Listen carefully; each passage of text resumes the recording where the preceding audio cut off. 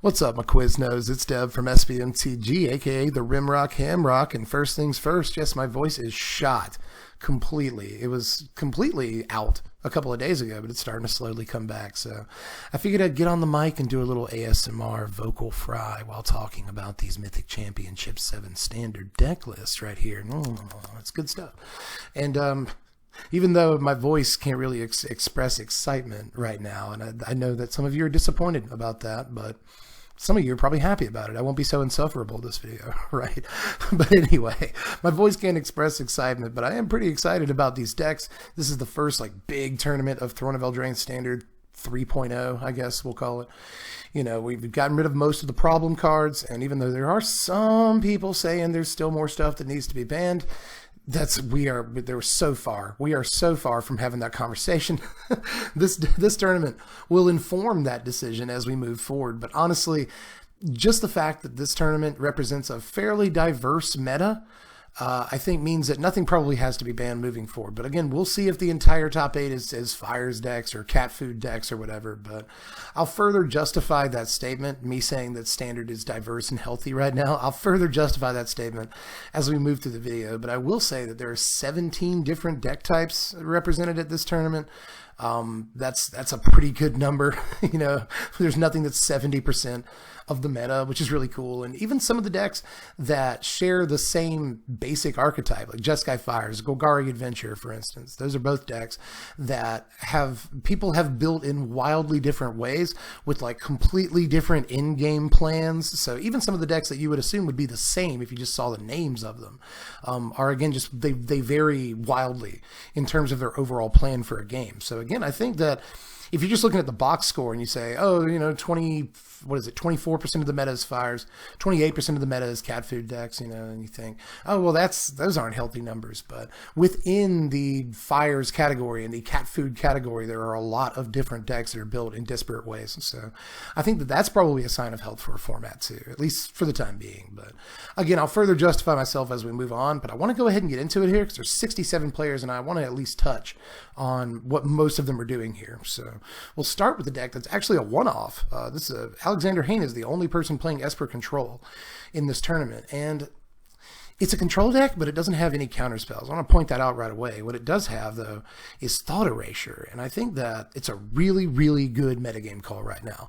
I'm surprised that Alexander is one of the only people, if not the only person, registered to play Thought Erasure at this tournament, because against especially Fires decks, this card is just backbreaking. You know, get Fires out of their hand, or their big play if they don't have a Fires or whatever. But if they do have Fires, go ahead and get that out of their hand, because they have an abysmal early game with very few actual interactive plays, or plays period for that matter. A lot of these Fires decks will play 6 2-drops, call it a day. So, you know, Thought Erasure it always gets through. It always picks up an important card, usually Fires of Invention if they've got it in their hand. So it's just an unbelievable card right now. And if you're on the play, you can even get Witch's Oven and Trail of Crumbs some of the time against these sacrifice decks. So that can be nice too. There's just so much play on Thought Erasure right now, especially and specifically against these Fires decks. It's such an amazing call, and I'm surprised more people didn't play it. But there's also Duress, yet another card that can get Fires. And if you're on the play, you can get Witch's Oven every time out of their hand. So that's really, really cool too, you know. So Duress is just the one. It's basically a 5th Thought Erasure in a way. It just shows you how good Thought Erasure is in this format, and Alexander agrees. Aside from that, though, there are some other really spicy calls in this deck that make it not really a traditional control deck. You know, Bolas's Citadel, I think it's awesome. If you're able to Thought Erasure their Fires out of their hand or whatever, and then later on in the game drop Bolas's Citadel, and that'll really help you turn the corner, just bury them in card advantage. Because once Citadel is down, it's maybe a better piece of card advantage than Fires, especially against the Fires decks. You know, your life total isn't that big of a deal against Fires, because very often you're going to stay at 20 until they play Cavalier of Flames and just kill you within 2 turns. So, you know, you don't really care too much about your life total. So Bolas's Citadel is just an insane piece of card advantage against them specifically. But then there's also Oath of Kaya, the other black card in the main deck. And this is, again, a card that's not indicative of a straight-up control deck, because none of this plays at instant speed. You know, there's Oath of Kaya, Bolas's Citadel, Thought Erasure. These are all sorcery speed cards. Narset, Teferi, all that. So Again, not really too much in the way of like traditional control game plan here, but it is still trying to control the board state, control the opponent's hand, and just control the game state until it can turn the corner and establish control. Not in that order, the reverse order. Establish control and turn the corner. With something like Kenrith or Hero Precinct 1, just these cards that generate so much value over the course of just a few turns that once they've got the game state in the, the proper state for them at least, that's when they can draw one of these big cards. It's really hard for the opponent to answer once they're out of cards in their hand and their resources are exhausted. So again, I really like the, basic gist of this deck. I really wish that it played some counter spells, but whatever. It doesn't. Control decks don't have to play counter spells. It's a common misconception. Aside from that, you've also got Teferi, Narset, alongside Bolas' Citadel. These are just really good card advantage pieces. And Teferi's just unbelievable, especially again against these Fires decks. Anything that plays these enchantments, and Teferi can be great against too. So I really like the cut of this deck's jib, and I'm really surprised there's only one person on Esper right now, especially considering, there are 2 and 3 color, 3 color like aggro and combo decks. Jund Sacrifice is really popular right now. Jund Sacrifice does get to play something like Paradise Druid to fix its mana. That can be a big deal, but, these Esper decks that play a bunch of, cards that draw cards, and they play like 27 lands like Alexander's doing here, they can usually make all the colors they need anyway. So I'm just surprised not to see more Esper control here, but there are multiple Azorius control lists, and those look interesting too. But let's move on here. Again, we've got a lot to talk about. Let's look at Alexander Steyer, our first example of just Skyfires here. Now, this version of the deck is playing Fae of Wishes, but Fae of Wishes has really fallen out of favor, and there's only a couple of players, if memory serves, there's only a couple of players on Fae of Wishes at this tournament. But it's still a great card. It allows you to do the toolbox sideboard thing. You get things like Casualties of War, which is just an unbelievable freaking card. There are decks at this tournament playing 3 and 4 main deck Casualties of War. It's that good right now. I'll talk a little bit more about why a little bit later, but we'll blaze through this sideboard. Chandra, Awakened Inferner, and Solar Blaze, Dovin's Veto, Ugin the Ineffable, just all these sort of one-off, I want to win the game or I want to take care of your thing buttons that Fae of Wishes allows you to go and get. I really like the idea of some of these, specifically Nicole Bolas is great. They got their sideboard sweepers like Time Wipe and Solar Blaze. Embercleave is particularly cheeky but hilarious at the same time, right? So I really do like these Fires decks. I think that they're probably the best decks in the format. It's either Jeskai Fires or Jund Sacrifice. I think those are probably the 2 best decks in the format, but you'll see so many different ways of building both decks, specifically Jeskai Fires though, throughout the course of this video, but very often Cavalier Flame, as I've mentioned earlier, is the big win the game button in this deck. But very lately, Sphinx of Foresight has come along as a 3 or 4 of in a lot of these decks. You'll see that pop up a lot, and it's not necessarily a new piece of tech, but the first time I saw it was when Zvi Malshowitz put his Jeskai Fires list up right after the bannings, and Sphinx of Foresight was a 4 of. And you play a few games with it, you realize why. I mean, it is a really good card for fixing those early draws. It gives you something to play the turn that you play Fires, and it's nice to follow up Fires with a threat that also blocks for you and stuff. It can be really nice, but it also helps you, find your Fires in the early game. And while it sits on the battlefield, it scries every turn, so making your draws better is something you really want in this Fires deck, because if you draw dead for a turn, you just draw land or something, that can actually really hurt you some of the time. So just everything Sphinx does is crazy. It's a somewhat recent piece of tech, but it's a really good piece of tech, and I want to point it out specifically here. But aside from that, just like, cards that are good, Cavalier of Gales is in here, as well as Kenrith the Return King. Just these back-breaking card advantage cards you can play for free whenever you get your Fires down. So it makes plenty of sense the way this deck is built. Deafening Clarion is your sweeper. You almost always see a 4 of. Sometimes it's a 3 of. This deck plays main deck Ether Gust, which is not necessarily common, but Ether Gust is going to show up in the main decks of a lot of other kinds of decks. You'll see what I mean as we go on. I think there's some Simic Flash players, I believe, that are playing Ether Gust. I'm pretty sure that some ramp decks are playing it. But well, again, we'll get there. But it makes, again, plenty of sense. Plenty of sense in this format right now. There's not a ton of red cards aside from Fires of Invention that you have to worry about, but there's also, you know, Cavalier of Flames and stuff. But mostly this is a piece of tech against Fires of Invention that'll also hit random, you know, green cards every now and again against other decks. So it has good play against the, you know, Soul Tide decks, a good play against the Jund and green-black sacrifice decks, and it has a target against almost anything that you're playing against. So, and if you do happen to run up against like a red aggro deck or something, it's decent against that too. So, you know, it's actually a pretty good main deck call right now. I totally understand Ether Gust, but aside from that, pretty standard. You know, Shimmer of Possibility has found its way into the deck in different numbers lately. Sometimes you'll see anywhere from 1 to 4 of these in the deck. This is, again, just to make sure that you find your fires on time. But again, a fairly recent piece of tech for the Skyfires deck, but a very good piece of tech too. Just want to point that out. Now, moving on, because there's going to be plenty of instances of Skyfires. We're going to look at Allison Mena. He's playing our first version of Gogari Adventure that we come across. Now, a lot of these decks, again, have very different late game plans, and I think that this first Gogari Adventure deck that we're looking at is a very good example of that. You know, you've got your Edgewall Innkeeper, your Murderous Rider, the stuff that you expect to see, right? You've got Lovestruck Beast in here, Foulmire Knight, Order of Midnight, sort of the basic green-black adventure package. And in the past, you'd see this filled out with things like Nissa, for instance, Questing Beast, Rankle. Now, we do have the Questing Beast, but Rankle didn't make it in. You know, neither did Nissa, but that doesn't mean they're not playing Planeswalkers. 6-mana Planeswalkers, for that matter. You know, Liliana, to make sure that you have this, you know, again, late game dominance. Same thing with Garrett, Cursed Huntsman. Really good card in the late game, and standard games do tend to go late. We're in kind of a mid-range format right now, so you want good late game plays, especially against these Fires decks. You need plays that generate a lot of value, because you can be sure they're going to be generating a lot of value. So cards like Garrett and Liliana will take advantage of dead turns from the Fires deck and make sure that you're getting advantage on every single turn. So it's just really important to have a good late game plan. And I'd say that moving beyond the, you know, 5-mana walker that Nissa is, you know, it's safe to play these 6-mana walkers that technically will generate more value than her in a lot of game plans, and green black is one of them. So we're not trying to play like big Hydroid Crasises or anything, or big Finales or anything like that in this deck. So we don't necessarily need a card like Nissa. What we need is a late game, you know, engine. We don't care how expensive it is, that'll gain a lot of value for us. And both of these 6-mana Planeswalkers do that. But Arcbow Ranger is a card that's also like kind of more in vogue as the season goes on.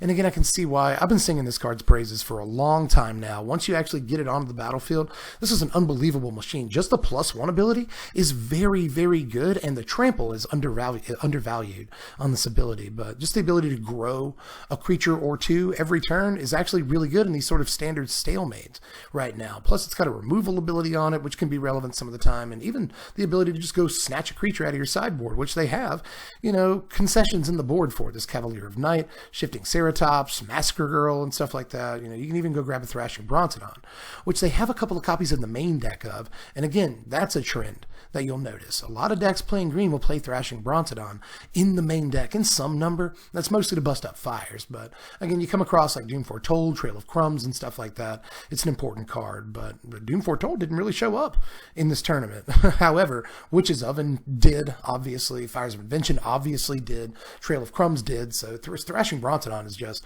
again, a really good metagame call. And even if it never destroys an artifact or enchantment, it's still a pretty good body at a pretty low cost. So again, love the call. A lot of people made the call. Love it.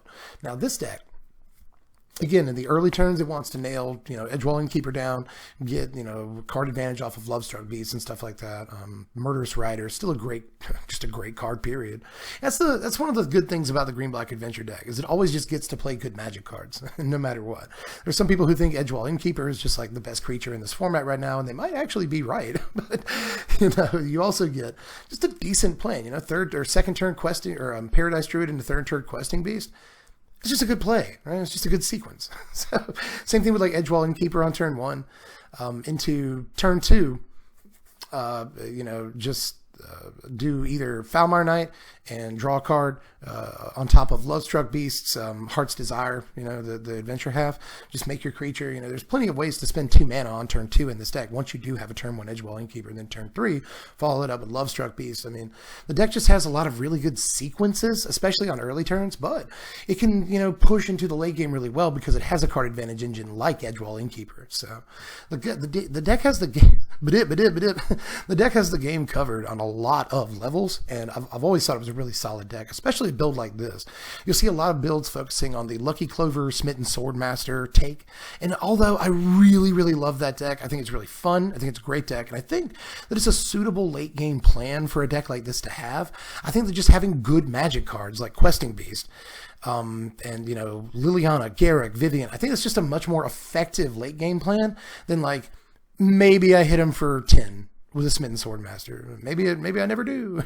I'm just not quite sure that that's as good of a plan. I love the Smitten Swordmaster plan. I've talked a lot about it on the channel, but when it comes to like serious Magic, I'm just not sure. But again, I might eat those words. And I'd be happy to. But moving on to Allie Warfield, her Gogari Adventure build is not actually too much different, but again, Smitten Swordmaster, Lucky Clover. This is one of those decks I was just talking about. Now, I'm not in any way saying this deck is bad, and it does have a really interesting late game plan because it's not only Lucky Clover, Smitten Swordmaster, but this is the first one we're seeing that plays a bunch of copies of Casualties of War in the main deck. And again, you can see why in this format. I actually get to talk about the card now. So basically, this card is super awesome right now because, again, games go long in this standard. You can pretty much rely on that. So you're going to get to this mana cost one way or the other. But a lot of decks will play a lot of different permanent types, especially like Jund and Gogari sacrifice decks will play enchantments like Trail of Crumbs. They'll play artifacts like Witch's Oven. They obviously play lands and creatures as well. So you're just going to nail, and even Planeswalkers too, they'll play. So you'll just nail like the full Monty on Casualties of War against those decks some of the time. And the same thing is true against Skyfires, for instance. You'll hit Fires of Invention, you'll hit a creature, you'll hit a land, you'll hit a Planeswalker. So there's just so much value this card is generating. It's like a 4 or 5 for 1 in this format some of the time. And you're almost guaranteed to get to the mana needed to play the card in the first place. So like, why not play it? Casualties of War just turns the game around all in one play. So it's just an unbelievable card right now, and I think that it's going to give these Gogari decks like a little bit of an edge, but I'm not sure that it's going to give them enough of an edge. But aside from that, it's just typical, Edgewall Innkeeper, Falmar Knight, Lovestruck Beast, you got your Murderous Rider, Order of Midnight, just all the best adventure creatures, and Order of Midnight can be especially good, gets back your Edgewall Innkeepers, or if you've already got an Edgewall in play, it can get back other adventure creatures to generate you more card advantage.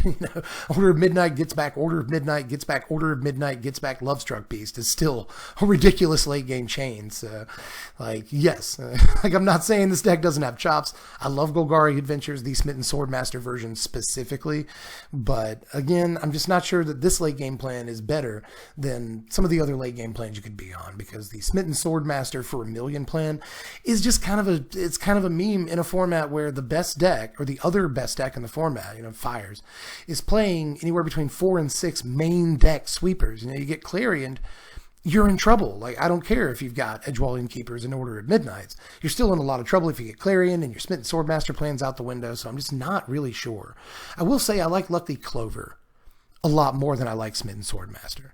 So let me just put that out into the ethos. But in any case, moving on just a little bit to Andrea Giron. This is a Gogari sacrifice deck, our first iteration of this deck that we're seeing in this video. And I like that these decks, and the Jund sacrifice decks for that matter, are very focused for the most part. These decks are built in different ways, and there are different numbers in all of them. Some of them don't play Vraska, Golgari Queen, and all that, but for the most part, these Jund and Golgari sacrifice decks are far more focused and far more decided upon, let me put it that way, than a lot of other decks at the tournament. You just play 4-ofs, Gilded Goose, Cauldron Familiar, Witch's Oven, Those are your best cards, your biggest cards. Play 4 of those. You've got Massacre Girl, which is sometimes a 1 of, sometimes a 3 of, as we see here. Just an unbelievable card in the late game, no matter what you're playing against. This can even take down, you know, Cavaliers and whatnot as the game goes on. So it's just yes to Massacre Girl. It's the kind of sweeper that also puts a body on the battlefield some of the time, and even, you know, the Menace will help you just end games outright. So it's just a much better card than people give it credit for, although it's starting to get its due in this tournament. You'll see it as we go forward. But you may have also already noticed Massacre Girl in a lot of these sideboards that I haven't touched much on so far. That's because she's unbelievable right now. You know, Midnight Reaper for the card advantage. We need a card advantage piece. Reaper's ridiculous at it. Murderous Rider, interaction. Paradise Druid, a little bit of ramp. Thrashing Brontodon, interaction against the Fires decks and in the mirror match for that matter. You know, it's just very focused, just laser focused. You know, 4 Trail of Crumbs, the other best card in the deck. So it's kind of a combo mid-range deck, and if it loses a piece of the combo, it's usually still fine. And it's really difficult to get it to lose pieces of the combo. You know, Witch's Oven is maybe the most important part of the combo, but aside from Casualties of War, there's just not a whole lot of, you know, main deck or even sideboard artifact hate in this format. That's good. You know, your opponent can, you know, sideboard disenchant, and some people are sideboarding disenchants, but it's just not usually enough. So I just, this deck right now, I think, again, just gets the award for most focused deck, and usually has very close to the same game plan across builds. So I think this, I won't call this the best deck at the tournament, but as far as like most consistent in build and build quality, this probably gets the, you know, the SBMTG Gold Award. So we'll move on here to DreaminGucci, who I think is one of the 2 best players in the world right now. Let me put Ziggy down. Oh goodness. Oh buddy, he's okay. He just took my headphones with him. But he's perfectly fine. Oh buddy. Anyway, cheesy, crazy. You're back. You're back already because you love me. I love you too, buddy. But anyway, DreaminGucci, one of the 2 best players in the world, if there can be said to be, you know, greatest Magic players. I think he's one of the best going right now, and he's on Simic Ramp, and not too many people have chosen this deck for this tournament. Now, he's doing some weird stuff. You know, he's got the usual things that you expect to see. Nissa Who Shakes the World. Hydroid Krasis, 4 ofs, you know. Cavalier of Thorns, really hard card to beat once it's on the battlefield. Risen Reef, crazy card advantage, you know, if you'll note that. Pretty much all of these standard decks that we're looking at in this format are really kind of mid-rangey decks with a fair amount of interaction and a fair amount of card draw. I really like a format like that, you know. Almost all of these decks have good ways of drawing cards. They have an advantage engine of some kind. For this deck, it's Risen Reef, Hydroid Krasis, you know. So just take note of that. A lot of these decks are completely different in the way, you know, they approach the game, but they're very similar in the way that they're built when you strip it down to the nuts and bolts. You know, we want a card advantage engine, we want interaction, we want a way to, you know, win the late game. That's what the standard is all about right now. Just the decks approach it in different ways. So I really like that. You know, the rest of the deck is mostly ramp because it's a ramp deck. Leafkin Druid, Arboreal Grazer. Really surprised not to see a little bit more than that, but Risen Reef is a great ramp piece in and of itself, you know. So is Cavalier of Thorns once you get it down, and so is Nissa, you know. So, but note that you don't really have to focus too much on the early game in this format whatsoever anyway. You can play more of these late game haymakers like Cavalier and Hydroid Krasis and In-Raise Forerunners, which is super exciting. That's as excited as I've gotten so far. But there are multiple ramp decks that are on this plan of like Finale of Devastation in the late game into In-Raise Forerunners. And that is like surprisingly good at ending games. Oh, and Growth Spiral's over here too. That's another piece of ramp. That's important to note. So we do actually have a fair amount of early game ramp here. But still, like, we still get to play more of these, again, late game haymakers like Cavalier, Agent of Treachery, which is just like the most annoying card in Standard. More annoying than Cauldron Familiar for my money. But in any case, you know, you get Finale of Devastation into In-Raise Forerunners, which are, again, late game haymakers. You just don't have to worry too much about what you're doing in the early game in this format. And then, to really put the cherry on top of how weird this deck is, Quasi-Duplicate found its way into this deck. And we've seen these Simic Quasi-Duplicate decks in the last couple of months, but we haven't really taken them too seriously. But the combination of Quasi-Duplicate and Cavalier of Thorns quasi-duplicate in Raise Forerunners, or quasi-duplicate in Risen Reef. These are just really good cards to pair with quasi-duplicate, especially considering that you're really flush with cards in this deck, so it's really easy to flash back a quasi-duplicate, and before you know it, you got 3 Risen Reefs, or 3 Cavalier of Thorns. It's just absolutely crazy. You know, quasi-duplicating Agent of Treachery is particularly filthy, so like in a way you have 3 agents in this deck because you have 2 quasi-duplicates. It's just a really silly Magic card, but again, we're in a format conducive to a card like Quasi-Duplicate because we got plenty of time to develop our game plan, develop our board state, and interact with our opponent. So in a format like that, Quasi-Duplicate has so much room to breathe, and it's just such a better looking Magic card, and this deck really bears that out. Again, Cynic Ramp is not a deck many players were on, but if Mengucci's on it, you got to start paying attention because, I mean, he really is one of the best players in the game. So, and all of these players are, don't get me wrong, but DreaminGucci is a person that I particularly, I don't know if that's going to be a controversial statement, but I particularly trust his deck choices in any given format. So the fact that not many people are on Cynic Ramp, but he is, I think actually says a lot about the deck. But anyway, moving on to Andrew Cuneo, another one of the best players in the world. There's Is It Flash, our first iteration of this deck. And this is another really straightforward deck, another really focused deck. You know, you've got the stuff that makes your deck good. Brineborn Cutthroat, Brazen Borrower. Those are just 2 of the best cards that you could possibly play in a Flash deck right now. Plus Bone Crusher Giant, which isn't necessarily all Flash, but still allows you to play at instant speed for the removal half of it. That's important in this format. Aside from that, though, just a bunch of counterspells, you know, Negate, Quench, Ionize. It's just really cool to see a deck that's, you know, mostly counterspells right now. It's just not something we've seen a lot of, but again, I think this format is very, very conducive to a deck like this right now, where you just counter their most important plays on turn 4 and 5, and then their game's over. You know, you just like, at that point, you can drop a Gablik the Wizen, draw, you know, 3 or 4 cards, and then just tap down their Cavaliers during every attack step. That's a really, really critical line that this deck can take against the Fires decks and against a bunch of other decks. You know, you can tap down any of their attackers in the John Sacrifice decks, like Corval, just tap that down. It's still going to produce them card advantage, but you can just Brazen Borrower it back to their hand and then counter it, you know, with an Ionize or something. That's an important play sequence too. So I just think this deck is really well equipped to operate in this format right now, because in a format that is summarily mid-range, like I've been talking about, these tempo decks are actually really very good, you know, and these Is It Flash decks and Simic decks, I think, are a combined 10 decks in this field. So there's a lot of players, a fair amount of players at least, who felt that, you know, Flash was the best way to game this format. If you're looking at the game theory of this format right now, Flash is a really good call, and I agree with that. And I think that, you know, you can make your arguments between green-blue and red-blue, but I think red-blue has a lot of really good options right now, mostly because it gets more interaction in the form of removal. You know, you got your Rouse Outburst, which is actually a really good card. It might not look like it, but this card is really good. And just every time you read it, you're like, oh, it's underwhelming, and then you play it in a game of Magic, and it's freaking fantastic. I almost cursed, but seriously, Rouse Outburst, a very good Magic card. But Scorching Dragonfire, I think, is a pretty sweet call right now, because if, like, your opponent goes to sacrifice, you know, Cat to Witch's Oven or something, or let's say your opponent, you know, plays Cat on turn 1, and you win first. So turn 2, you can Scorching Dragonfire their Cat in response to them playing their Witch's Oven or something, and just exile the Cat. And I think that's a pretty good call. That's as high as my voice gets right now.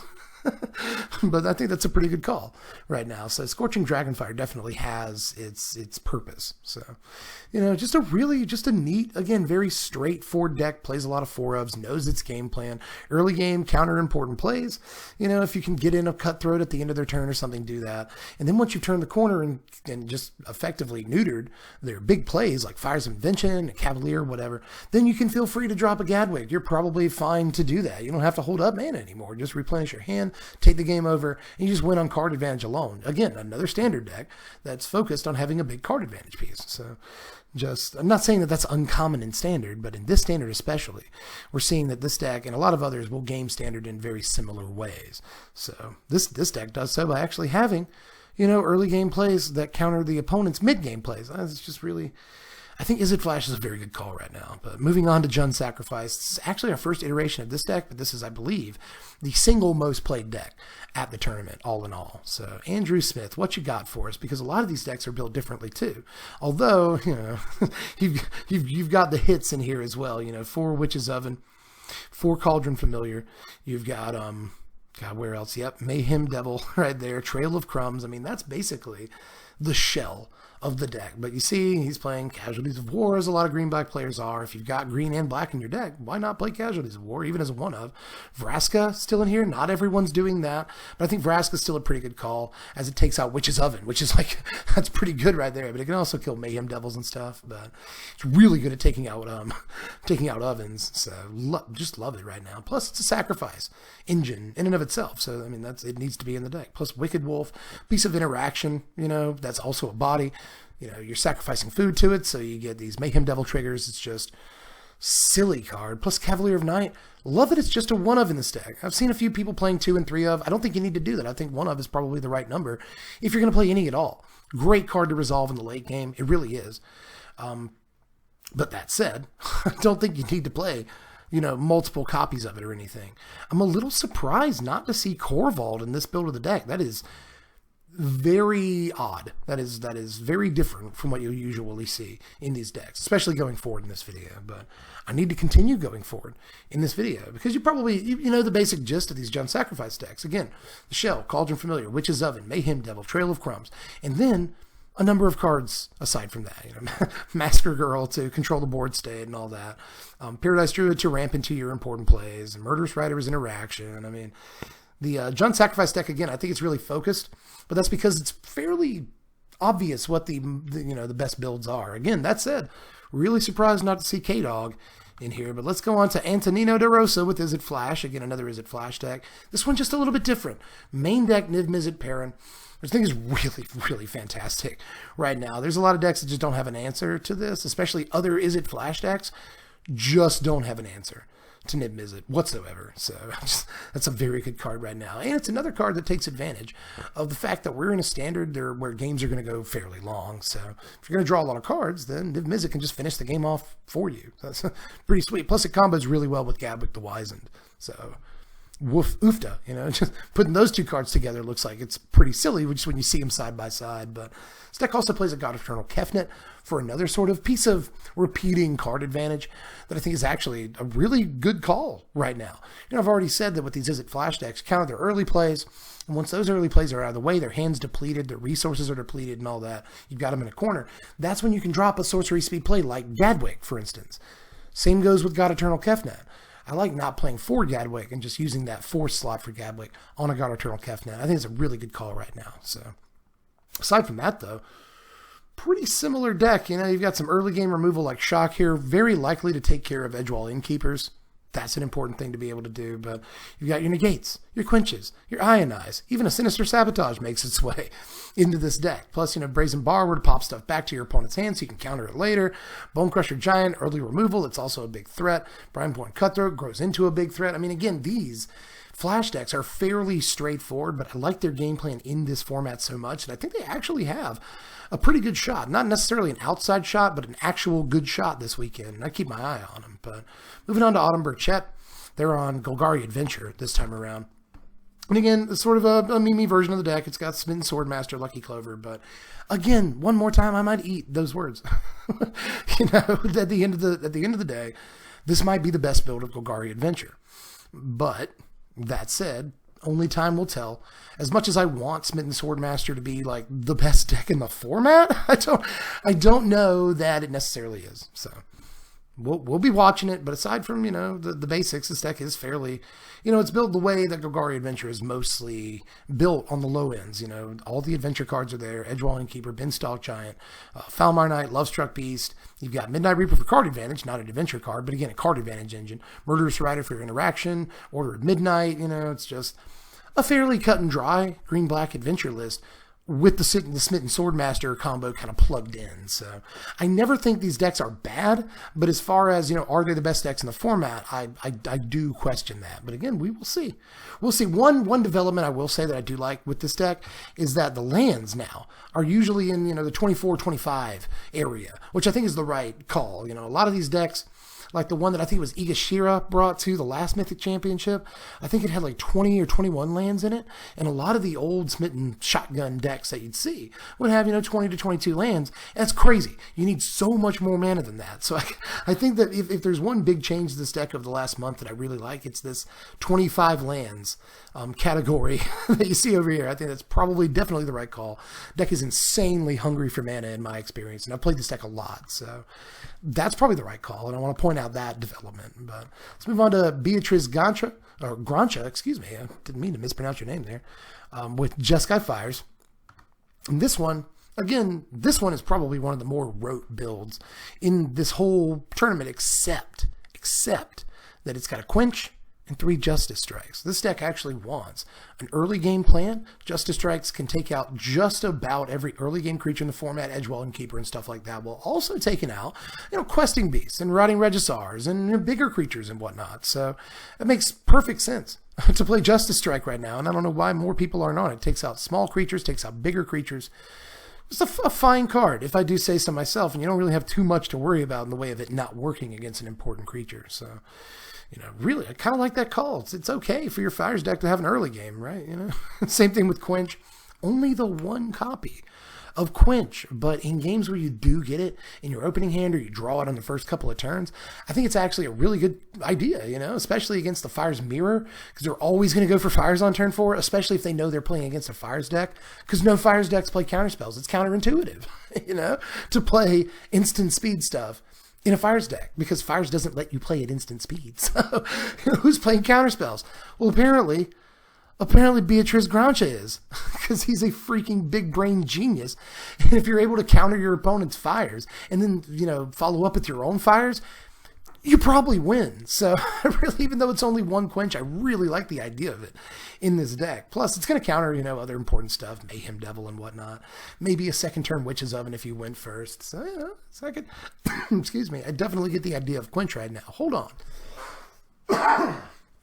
All right, I'm back, and I have a better voice now. Is that a better voice? I'm not sure. It's kind of creepy, actually. But anyway, aside from that, piece of tech, the deck is more or less, just Skyfires. You've got Deafening Clarion, but a 3 of Deafening Clarion. Can I talk about that for a second? Can I?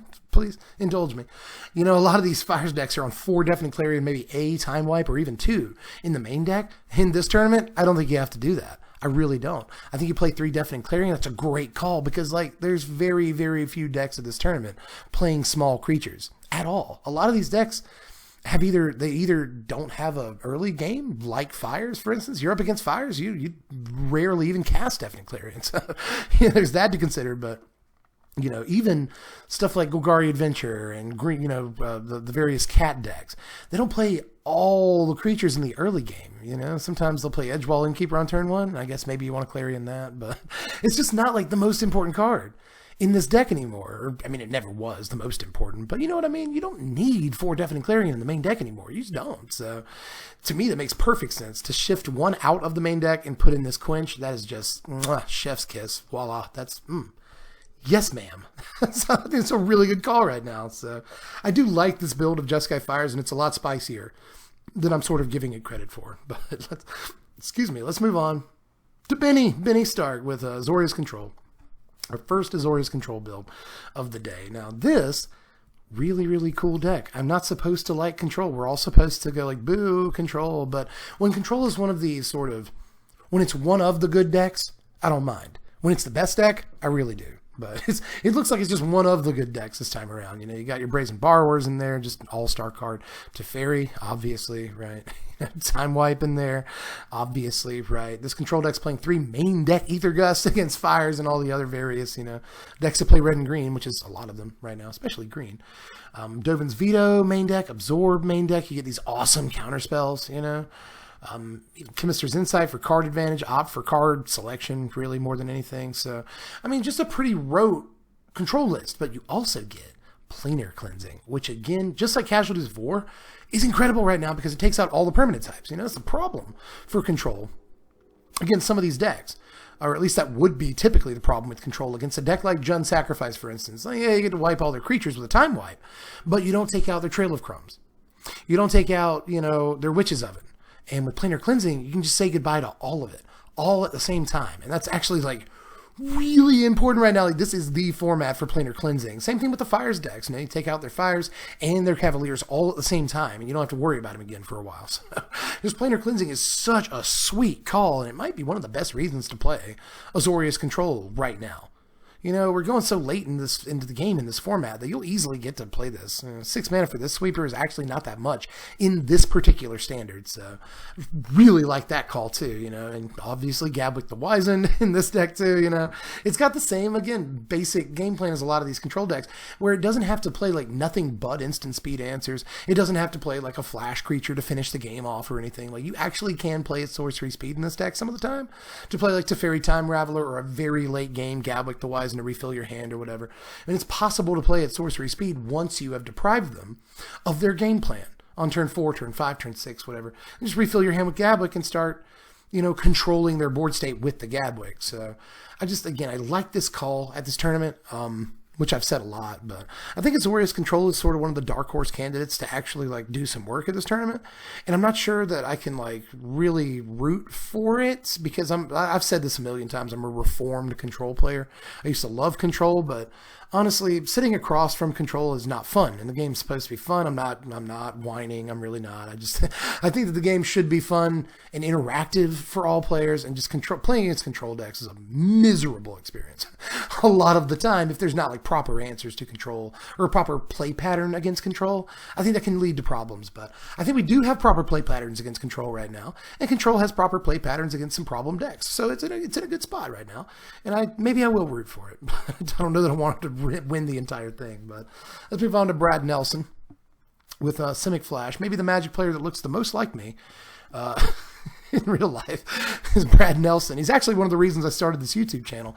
Just so you know, I used to watch the Brad Nelson and Evan Irwin full set reviews on YouTube like 6 years ago, and it made me want to make a YouTube channel along with like Wedge and a couple of other guys. So Brad Nelson, you're one of the major inspirations for this YouTube channel. Just JSYK.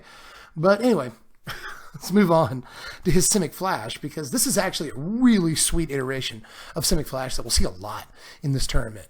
What they have done is they have taken out, I mean, Brad specifically, but a lot of the Simic players in general, have taken out some of the more low-impact cards that you're probably going to bristle at me calling low-impact, but they are nonetheless low-impact, and replace them with high-impact later-game cards, because, again, we're in that kind of format. So they've taken out Brineborn Cutthroat, which is especially surprising, but they've taken out Brineborn Cutthroat. They've taken out Wildborn Preserver. And again, these make sense because you don't want to just get like Deafening Clarion and just lose all your guys on turn 2 or 3. You know, you don't necessarily want to play turn 2 Brineborn Cutthroat at the end of their turn and then just get Clarioned and you don't have a counterspell in your hand. That hurts. So I can understand taking out these sort of lower curve creatures because they don't, again, the first few turns just don't matter as much as they used to anymore. So makes perfect sense. And you fill out your higher curve with stuff like Nissa Who Shakes the World and Hydroid Krasis. You know, you're giving them the old okey doke. You're starting the game with this tempo plan of like countering your stuff, Mystical Dispute, Instant Speed Growth Spiral at the end of your turn, get a little bit of ramp, you know, quench your stuff, Sinister Sabotage your stuff, Ether Gust that, you know, to the bottom of your library, negate that Fires of Invention or whatever. So you're starting with this sort of tempo-y control kind of game plan. And, you know, you've got Brazen Borrower for tempo and stuff too, Frilled Mystic for tempo. But again, in the late game, once you've sort of rope-a-doped them by countering all their spells and they're out of resources at that point, well, that's when you can, you know, really land a Nissa Who Shakes the World, untap, you know, one land and immediately play a 6/6 or an 8/8 Hydroid Krasis. And that's the game, son. Like, I don't know what you want to do. I really like this game plan an awful lot. And I'm surprised that Simic decks didn't evolve to this game plan a little bit earlier. You know, it's kind of a mashup of Simic Ramp and Simic Control, Simic Flash. And again, I think it's just a fantastic metagame call for this meta in specific. You know, Simic Flash He's one of those decks that's kind of been tier 1.5, tier 2 for a while now. Always on the fringes, always capable of beating pretty much anything in the format, especially if it goes first. But that's kind of the problem with it. It feels like a coin flip deck. You know, you win the coin flip, you'll probably win the game. But if you go second, then you're in a world of trouble if you're playing with Simic Flash. So, and I think that it may still be that kind of format, but we'll have to wait and see. I think that Simic Flash and Izzet Flash are actually both really good calls, and Simic Flash probably has a much better late game than a deck like Izzet Flash. Even though Izzet Flash gets, you know, Gadwick, this deck doesn't play that. It has Hydroid Krasis. So I think there are definitely, you know, different reasons to play both of them, but I think they're both really good calls. Just, you know, counter your opponent's fires, follow up with your own huge thing. That's good. That's really good right now. So, moving on to BBD. It's Jund Sacrifice from Brian Bronduin. Right here. Can I talk like that the whole video? BBD. Moving on. It's Jund. No, I can't. There goes my voice. Moving on. Anyway, another Jund Sacrifice deck, and this one is literally all 4-ofs. This is the most focused deck that you'll see in this entire probably 8-hour-long video. This is just nothing but 4-ofs. You know, you've got 4 Cauldron Familiar, 4 Witch's Oven, 4 Trail of Crumbs, 4 Mayhem Devil, just 4 Gilded Goose, 4 Corvold, 4 Corvold. Seriously. You know, it's just, you only play the good cards that your deck wants. It doesn't really account for interacting with much in this format because this deck already interacts with this format really well. You know, we don't have to play like weird 1 and 2 of tech. We don't have to do that. Just play the good cards. I really, really like that philosophy for this deck. Again, maybe my voice can do excitement. I'm obviously excited for a lot of these decks. It just feels really fresh. You know, even though, like, somebody on Spikes last night said that, you know, this is what a diverse and healthy meta looks like. And somebody was like, other than the complete lack of aggro, I agree. Now, I agree with that. But somebody came along and was like, oh, it's just, you know, Cats decks and Fires decks and Flash decks, and that's it. So it's not healthy. And, you know, I replied to them and said, well, actually, you know, it's Cats and Fires and Flash and Adventure and Ramp and Control, you know, and a bunch of like weird one-off lists, like Teamer. And there's like 3 Teamer Reclamation lists. It's like there's actually like a buttload. I was going to curse again. A buttload of different deck types represented in this format. Like, this is much healthier than it's been in a long time, you know, even maybe before Throne of Eldraine standards. So I'm really excited about this format because not only are there a bunch of different decks, but again, even among the decks that are the same, the decks can be built in like wildly different ways. And I love how much BBD has focused his build of this deck. So I just wanted to point that out. But anyway, moving on to Carlos Romeo. Again, Jund Sacrifice, but this one, polar opposite. You know, you've got a 1-of, 2-of, 2-of, 2-of, 2-of. It's not that it's not focused. You still have 4-ofs, your important cards. Cauldron Familiar, Gilded Goose, Mayhem Devil, Trail of Crumbs, Witch's Oven. You know, you have 4 of those, but you can use the other, you know, 20 or so slots in the deck to do more or less whatever you want, you know. To Paradise Druid for the ramp, make sure you get a Corvold a little bit faster, cut down the number of Corvolds. Maybe you don't need 4 of a 5-mana legend, you know. Thrashing Brontodon to interact with the Mirror Match and interact with the Fires decks, you know, Wicked Wolf to interact. It's just, these decks can either interact or they can just completely be 100% focused on their plan. So again, this is a really good example of how these decks are built differently. And this one playing 3 Casualties of War in the main too, you know, it's just such a crazy card right now. And again, this one, I think that these 2 decks back to back are a very good example of what I've been trying to say, how these are the same deck in terms of their overall game plan, but they approach the game plan in different ways and they interact in different ways or choose not to interact. In the case of BBD's deck, you know, because it already has interaction in the form of Mayhem Devil and a couple of other cards. So, you know, but this deck is far more interactive than BBD's deck. So, you know, Romeo and BBD build their decks very, very differently. So even though they're both Jund Sacrifice, they're both cat combo decks, and you could reduce it to that if you wanted to, they're still like, they approach the way they get their game plan going and the way they interact with the other side of the table in very different ways. And I think that's exciting, you know? They're not the same deck effectively. So again, if you wanted to be a reductionist, I mean, you could, but the fact that these decks are very different, I think says a lot. So, you know, when we've gotten into a standard where it seems like there are, you know, 4 best decks that's actually, I could go on and on about how that's a fairly healthy meta, period. But we've gotten into a standard where there are 4 decks, and all the decks that are built differently. Again, I think it's a good sign of a healthy standard. But anyway, here's Chris Kavartek with the Gogari Adventure. And this one, again, completely different in terms of its late game plan, right? You know, you've got your Edgewall Innkeeper, your Lovestruck Beast, your Foulmire Knight, your Murderous Rider, your Order of Midnight, just as a 2 of in this deck. But aside from the adventure package, as far as the late game, you see Questing Beast, which isn't that uncommon, but you also see Rotting Regisaur and the Great Henge. What? That's so cool, you know. One of my most successful decks that I've been playing on Arena lately is the sort of green-black big stuff deck that plays, you know, ramp like Paradise Druid, for instance, into Questing Beast. You know, and it gets Rotting Regisaur on turn 3 or even turn 2 after a Gilded Goose. You can just play Great Henge like super early, and this deck has been really good for me on Arena, but it's not an adventure deck. Maybe it should have been. This deck looks crazy. You know, you get, imagine, you have an Edgewall Innkeeper out, and you play any adventure creature. You know, you're guaranteed to not only get the draw off of the Edgewall Innkeeper, but also a draw off of Great Henge. The adventure creature gets a little bit bigger. You're able to gain 2 life from tapping it. It's just, woof. It's so good. Like, Rotting Regisaur looks a little bit at odds with Edgewall Innkeeper, but it's really not that much of a problem. I like the build of this deck so much because, again, it's illustrative of the fact that not only, you know, the Jund Sacrifice decks, the Skyfires decks, but also the green-black decks are built very differently. A base, a shell of 20 cards or so, and then with the other, you know, whatever, 16 slots, you can do whatever you want. And that's actually a ton of freedom, even if the basic shells are very similar to some of these decks. 16 cards of freedom is a lot of freedom. I'm letting you know. But let's move on to Chris Picula with Skyfires. And this one, again, this one is actually pretty standard, right? You know, just looking over the list real quick, you've got, you know, 4 fires. You've got your Teferi, always in there. Cavalier of Flame, always in there. Kinrith, usually in there. Cavalier of Gales, always the backup. Sphinx of Insight, a very popular card for the deck lately, and you can see why.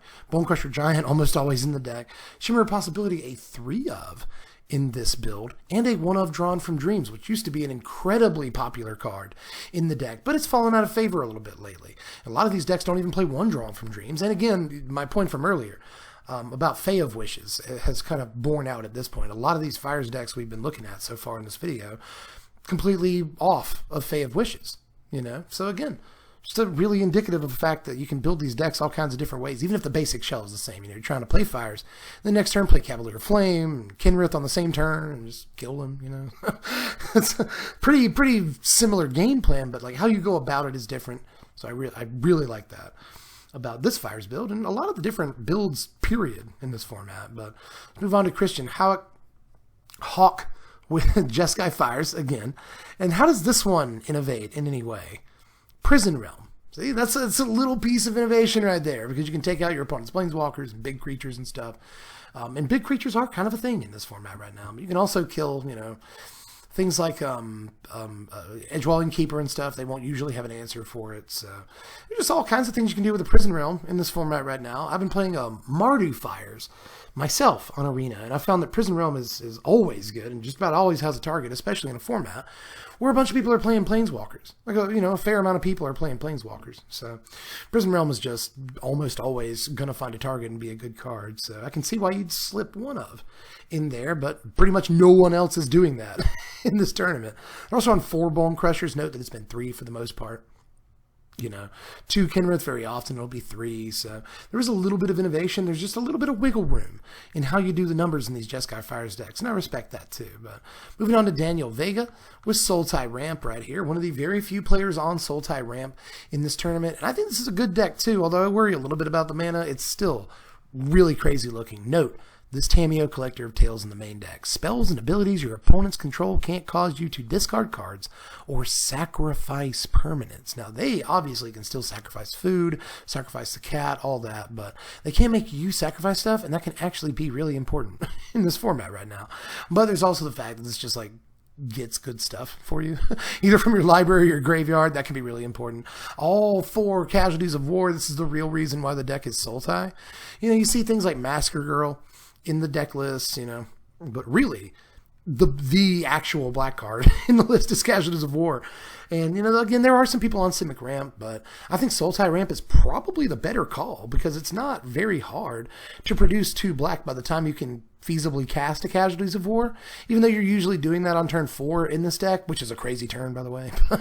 You know, you cast a Casualties of War on turn 4, that's usually enough time to get 2 black mana in your ramp deck. So I just don't, I don't know why you wouldn't play Casualties in ramp, which makes me think that the Sultai version is probably the better version, all things considered. But, you know, the deck is pretty rote aside from that. You know, Growth Spiral, early ramp. Nissa, the ramp. Incubation Druid, kind of spicy, honestly. You don't see her very often anymore. Paradise Druid is the other. You know, P. Diddy is always going to be a 4 of in these decks, but Hydroid Krasis and Gadboy, both of them. You get 6 copies of Hydroid Krasis in this deck to help, you know, draw all the cards in the world. Plus Brazen Borrower, Massacre Girl to finish things out. So, you know, I really, again, this is another build that I really like the look of, but we'll see how it performs. I'm actually not sure about this Brazen Borrower in a ramp deck, but it makes plenty of sense. You know, this can hit Fires of Invention. That's probably really important some of the time. So, you know, I'm on board with it. But move on to Dimitri, or excuse me, I have to cough. All apologies, but Dimitri Butakov right here with Rakdos Sacrifice. Another one of the one-off decks. This is the only Rakdos Sack deck in the whole field. And this is actually a lot like the Rakdos Sack decks from earlier on in the format. You know, we've got Claim the Firstborn in the deck, along with Witch's Oven. Probably still like one of the most annoying things in the format. It's so good. And you can take Edgewall Innkeepers and Cats if their Witch's Oven is tapped or they don't have it out yet. You know, you can get that. But you can also get Mayhem Devils. There's a lot of stuff you can snatch with a Claim the Firstborn and just sack it to Witch's Oven after you attack with it, obviously. Plus, Angrass Rampage is still a massively good card. It's so good in this format right now. It might not be able to make them sacrifice their Fires of Invention, but it can make them sacrifice their Witch's Oven, which is actually really, really good. But, you know, aside from that, you know, Cauldron Familiar in here, Midnight Reaper, Mayhem Devil, Gutter Bones. I mean, the gang is here. The gang's all here, right? You know? But as far as the cards that are exclusive to this deck, Rankle, Master of Pranks, to help sort of finish games off, also a sacrifice thing, so that's good that you have an outlet. Priest of Forgotten Gods, the sacrifice outlet in the deck. Just backbreaking when you can actually get activations off of it. More than one priest activation in a game is usually the game in your favor. So, and then a Lazotep Reaver. A lot of people will fill the last couple of slots out with a Lazotep Reaver in this deck. I'm still not 100% sure that I love it. But, you know, people have reported really good results with it. Emma Handy told me specifically on Twitter that it was really good because, you know, I saw the 2 copies of Lazotep in her deck. And I was like, how's this working out for you? And she was like, oh, it's great. So I trust Emma Handy a lot more than I trust my own words. So, you know, I definitely think Reaver is probably the right call. But I'm really interested in other 2-drops. I can't quite shake the feeling that Reaver is slightly low quality for this level of play. But again, good card, right? I actually don't want to be done talking about this deck, but I mean, we've all seen it before. It's really not a far cry from the Jund and Green-Black sacrifice decks. It's just a lot less focused on card advantage from things like Corvold and Trail of Crumbs. And instead, it's a much faster deck. So maybe the blinding speed of a deck like this will really help it out. No Judith, by the way. I'm sad. But anyway, let's move on to Jundfires from Elizabeth Rice, the only player on Jundfires. I actually just put together Jundfires, shared it on Twitter the other day. Follow me on Twitter at SBMTGDev, D-E-V. But anyway, this is actually not too far off from my list. It's kind of trying to do the same basic things, although my list did not have Biogenic Ooze. That is a card you want to play. I just bet. You know, I was playing Green Cavalier, and Green Cavalier is really difficult to beat. I said this earlier, but it's very tough to beat once it's on the battlefield. And even if you kill it, they get back the best card in their graveyard. So it's... love Green Cavalier, but Biogenic Ooze, this probably is crazy. Like, if they don't immediately have a sweeper for it, it's probably going to win the game in this format right now. Because, again, we're going to go late in most games in this format. Very mid-range, grindy format right now that goes super late into a lot of games. So, in the later turns, if you drop this on a relatively earlier mid-turn, you know, then being able to have like 4 turns with an ooze on the battlefield, you just win. So, plus in a Fires deck, it's especially good because it's got an activated ability you can pump all your mana into, because you're not going to be tapping your lands on your turn most of the time. So activated abilities like this in Fires decks are particularly desirable, and this one especially looks freaking nuts. So it's just a crazy good call to play ooze in Jund Fires, and I hope that it's the right call. I really do. Just a delicious card choice right there. But there's also Ugin the Ineffable. My 6-mana Planeswalkers were, and I know you don't really care how I build the deck. You just want to know what's up with these decks. But still, I was playing like 1 copy of Garruk, 1 copy of Liliana. I thought that was probably the right call. But Ugin makes so much more sense. Ugin makes so much sense, y'all. Like, this can take out Fires of Invention. And that's something that Garruk or Liliana cannot do. So I really like the idea of Ugin, and it gives you a card advantage engine. If you got nothing better to do with it, just make a creature every turn. So it seems awesome, right? I really like some of the interactive choices in this deck. You know, things like Ugin. Even though Biogenic Ooze isn't necessarily interactive, it is a really good meta call, I think, right now. So is Thrashing Brontodon. We've already discussed that, you know. But usually in Fires, you won't see Thrashing Brontodon because they don't often play green. Well, this is a Fires deck that can break the mirror, and I think it's a really, really good call too right now. So you also get Bond of Flourishing. This is effectively your Shimmer of Possibility in this deck. That's awesome. That's a good call too. You know, there's really not much aggro to worry about, so the life gain doesn't matter that much, but it will in some games. It truly will in some games. And even if you draw it well after you have your Fires down, it still pretty much guarantees that you'll find a good card. So, I mean, if it's your first spell of the turn and you still get a free spell after it, it's a pretty good spell to cast. So, I mean, I really like Bond of Flourishing in this deck. And it probably does stabilize your life total sometime against, like, Jund Sacrifice and stuff like that. You know, that's 3 turns with a cat.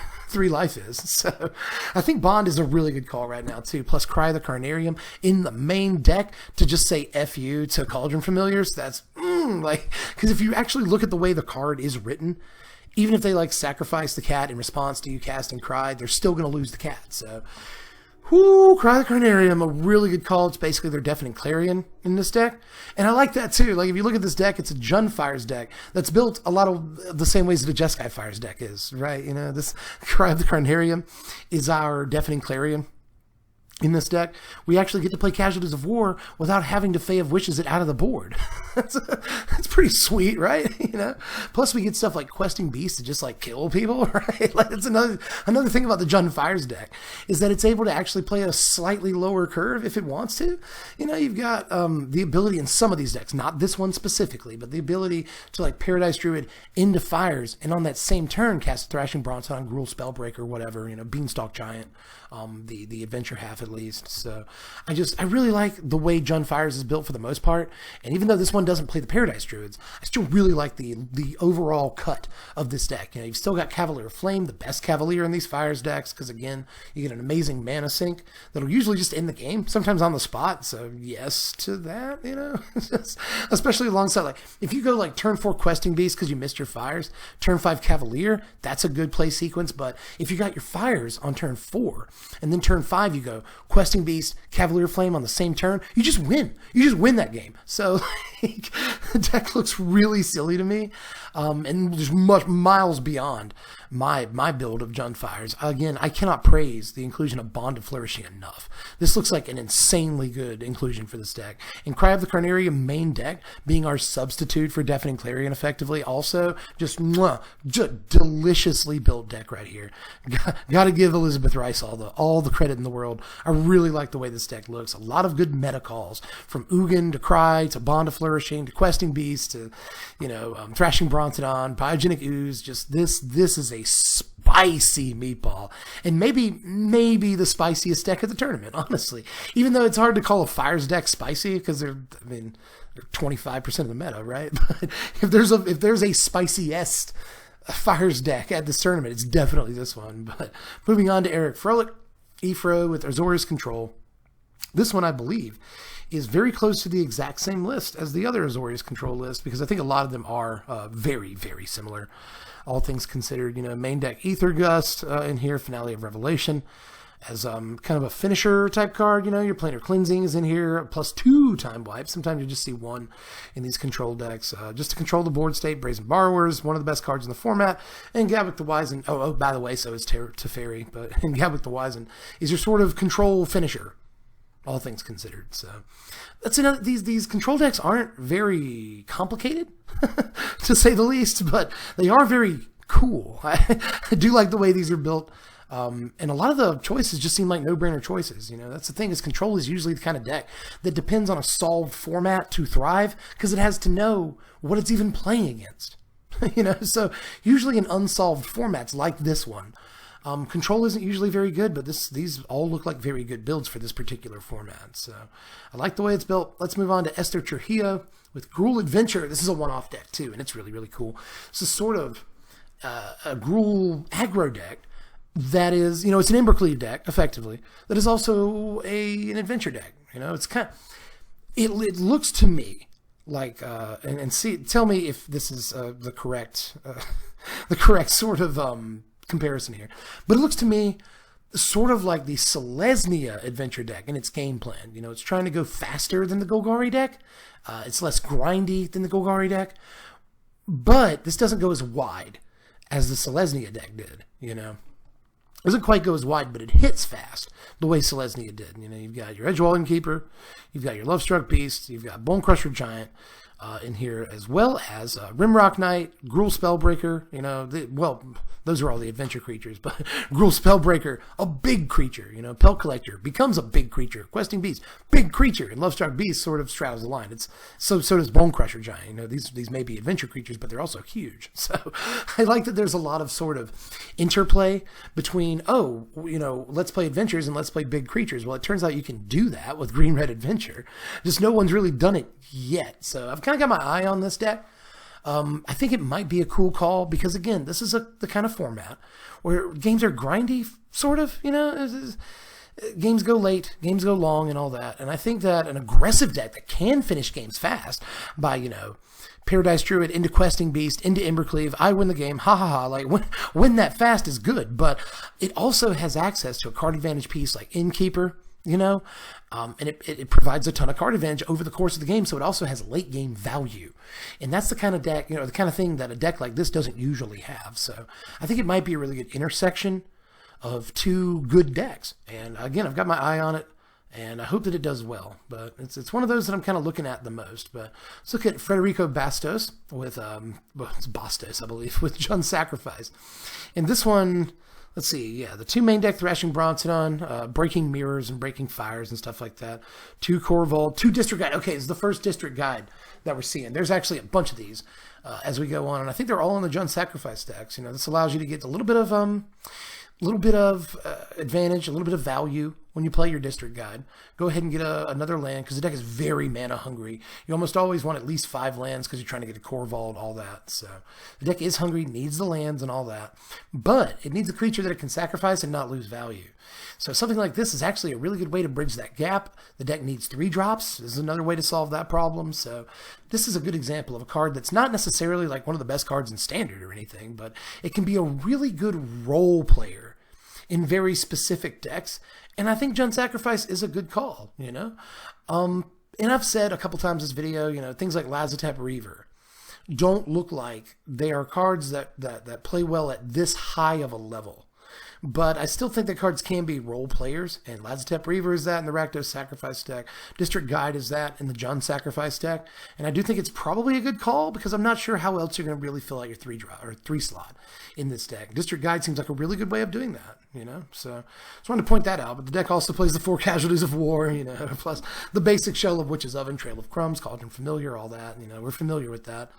Lol at this point.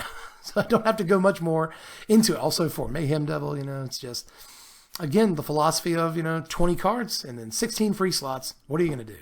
And in this case, they decided to District Guide, and in a lot of other cases they did too. And I think it's an interesting call. But let's move on to Nassif. Gabriel Nassif with Izzet Flash right here. Now, this Izzet Flash deck, very, very focused. We haven't seen too much of that. I have to take a sip. Hold on. I'm back. This is the content, folks. My voice gets a little bit better every time. Anyway, This is a fairly standard, is it flash list, Same thing as I've said about it so far in this video, so I won't dwell on it too long. Bone Crusher, Brazen Borrower, some of the best cards in the format. This one plays Brine Ward Cutthroat, but, most of it's counterspells. Ionize, Quench, Negate, especially good counterspell right now in this format. This one also plays the Scorching Dragonfire I was talking about earlier. Really good metagame call. So, once you've sort of examined Is It Flash one time, there's really not much more to say about it. If you want to hear me talk about the game plan of the deck and why I think it's really, really good right now, just go back about, 20 minutes? This is a long video, but let's look at Gregor Kowalski here. Another Jund Sacrifice list. Just one Korvold in this one, splitting the difference. We've seen a lot of 2 ofs. We've seen a 4 of. So it's just a 1 of here. You don't necessarily need it, but when you do get it, it's crazy card advantage. I've been playing 2 in mine. Jund Sacrifice is probably the best deck that, well, no, I won't put it that way. Jund Sacrifice is probably the most fun deck for me to play that I also think is top tier in this format right now. I hope I said that correctly. I like Fires, but I don't really think Just Skyfires is fun to play. Jund Sacrifice, however, is extremely fun to play, and it's top tier. So in the one I've been playing 2 Korvolds. I love the card, but again, this is one that finagles the numbers a lot. 3 Paradise Druid. Sometimes you'll see 2, sometimes you'll see 4. So again, splitting the difference. 2 Massacre Girl. We've seen 1, we've seen 3. So splitting the difference. There's just, and they've used these extra slots for stuff like Garrick, stuff you don't see every day, and they're putting in multiples of cards that sometimes you only see 3 of. They've done that with a few things like Wicked Wolf. You'll see a 2 of. Now it's a 3 of, right? So Massacre Girl, sometimes a 1 of. Now it's a 2 of. So they've really again finagled the numbers in their version of the deck, and you see a lot of 1 and 2 and 3 ofs. There's even a 3 of Cauldron Familiar, and if I'm not mistaken, this is the only deck that's registered Cat and isn't playing 4 of them. I'll make sure that I'm not wrong about that as we move through here, but I'm pretty sure this is the only one brave enough to play 3 Cauldron Familiars. Keep that in mind, but they wanted to play other better cards, so I can't really blame Kowalski here. But moving on to Isaac Kroot. I don't know that I've seen this name. Isaac Kroot. This is Gogari Adventure right here. And again, you can do all kinds of weird stuff with your late game. You got Love Struck Beast, Edge Rolling Keeper, Foulmire Knight. How many times have I said the name of these cards this video already? The basic early game plan and all that. But then Questing Beast, Rankle, Master of Pranks, sort of looking like the Green-Black Adventure deck from Mythic Championship 6. So, looking very similar to a lot of the builds of that deck. But then you've got Vivian, just the 1 Arcbow Ranger in the deck. 4 whole Casualties of War, because they know it's one of the best cards in the format and you're going to get to it nearly every game, so why not play it? I don't think that Casualties of War is going to be a 3 or 4 of in these decks for the entire season. But I think that while Fires and while the deck itself, Jund Sacrifice and Green-Black Sacrifice, are such important decks, I think Casualties of War will probably stay a heavily played card. But the entire reason that it's heavily played is because Fires and, of course, Jund Sacrifice are both important decks. So it's sort of a self-fulfilling prophecy. The more of those decks we see, the more Casualties we'll see. But in any case, they went all the way and played all 4 copies. And again, who could blame them in this format right now? But moving on to Jan McConan, this is Rakdos Sacrifice. There is another Rakdos Sacrifice deck. And this one, again, very similar to the early builds of the deck, although they are playing Chandra Acolyte of Flame. Why would you not? I don't understand. I've seen so many builds of this deck that play 1 Chandra or 0 Chandra, like the Rakdos Sakdos deck from earlier. And I don't get it. Chandra's so good in this deck. If you have a Mayhem Devil out, you get an extra damage when you sacrifice him at the end of turn. If you have a Priest of Forgotten Gods out, that's a free priest activation without actually costing you any card advantage. It's just, oh god, Chandra's unbelievable in this deck, and I don't know why people don't play more copies of her. She's ridiculous. Play the card. But I guess that's all I really have to say about this one. Aside from that, it's just Rakdos Sacrifice.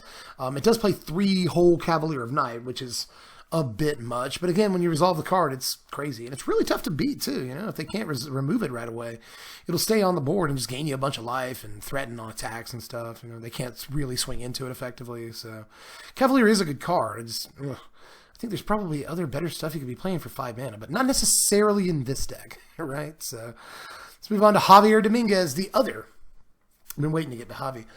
The other best player in the world, to my mind at least. It's been Gucci and Dominguez. They've had the best 2019, I think, at least. So to me, these are the 2 best Magic players currently going. And Javier Dominguez was Simic Flash, which isn't necessarily Simic Ramp, and this one doesn't even play as much like the Simic Ramp decks, but still does play like Simic Ramp. You know, you got Nissa on the high end of the deck. You've got Growth Spiral. I like the working in of Growth Spiral.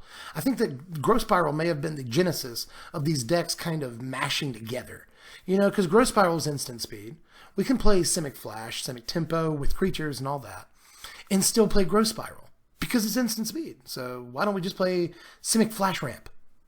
You know, I think the Growth Spiral really enables the strategy an awful lot, you know, and this deck has a bunch of counter spells in it, so it's not all ramp, you know, it's Sinister Sabotage, Quench, Negate, Mystical Dispute, put that spell on the bottom of your library, kids, with Ether Gust, so it's just a fair amount of interactive counter spells in the deck, but again, you've got this ramp half to it, that's Growth Spiral, and Nissa, and Hydroid Krasis, you know, it's just such a silly... Oh, and Frilled Mystic, by the way. I mean, how many counterspells is that in all? That's 4, 7, 10, 11, 12, 13, 15, really, if you count Ether Gust as a counterspell, which it effectively is. So that's a buttload of counterspells right there, but you've also got P. Diddy, you know, Hydroid Krasis, Nissa.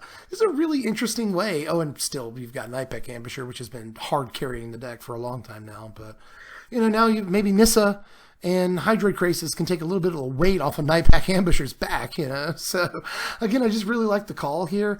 And this is another player. Not saying you can't trust the other players. You absolutely can. These are the best players in the world for the most part. But Javier Dominguez is maybe the best player in the world. And I don't think it's a controversial statement. He's had like the best 2019 and a ridiculous career so far. So, like, he's just a great Magic player. And if he plays Simic Flash, I got to give Simic Flash more credit than it usually gets. Again, this is like a tier 1.5 deck for the most part, and not everyone takes it seriously, but if this dude takes it seriously, it's probably good. So just throwing that out there. But here's Jean Emmanuel Depraz, another one of the... Just everyone is so freaking good at Magic, but this is maybe the other spiciest deck. It's like Skyfires and Teamer Adventure are like the spiciest deck, but Teamer Adventure looks so crazy to me for a number of reasons. Now, first of all, this deck plays Lucky Clover. You know what it doesn't play? Edgewall Innkeeper. Edgewall Innkeeper isn't in this deck. And it's an adventure deck. What? Like, that's it with 20 adventure creatures. And it doesn't play Edgewall. And the whole reason it doesn't is probably like Deafening Clarion. You know, every Fires deck has a bunch of sweepers in it. Like, I get why not, but like, I kind of also don't get why not. You know, probably the big reason is because you have to contort your mana base to make mana on turn, or the green mana on turn 1, but the deck already does that. It's got 4 Force, 4 Breeding Pool, 4 Stomping Ground. Like, you've got 12 untapped green sources on turn 1. Why aren't you playing Edgewall? Like, that intrigues me.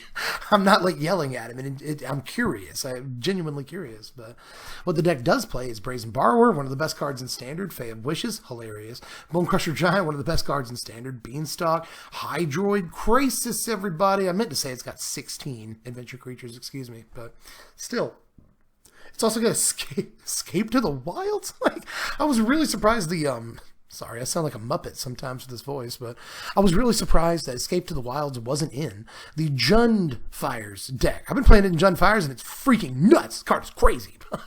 So I was a little surprised it wasn't in that deck, but we do see it here, and the card is unbelievable.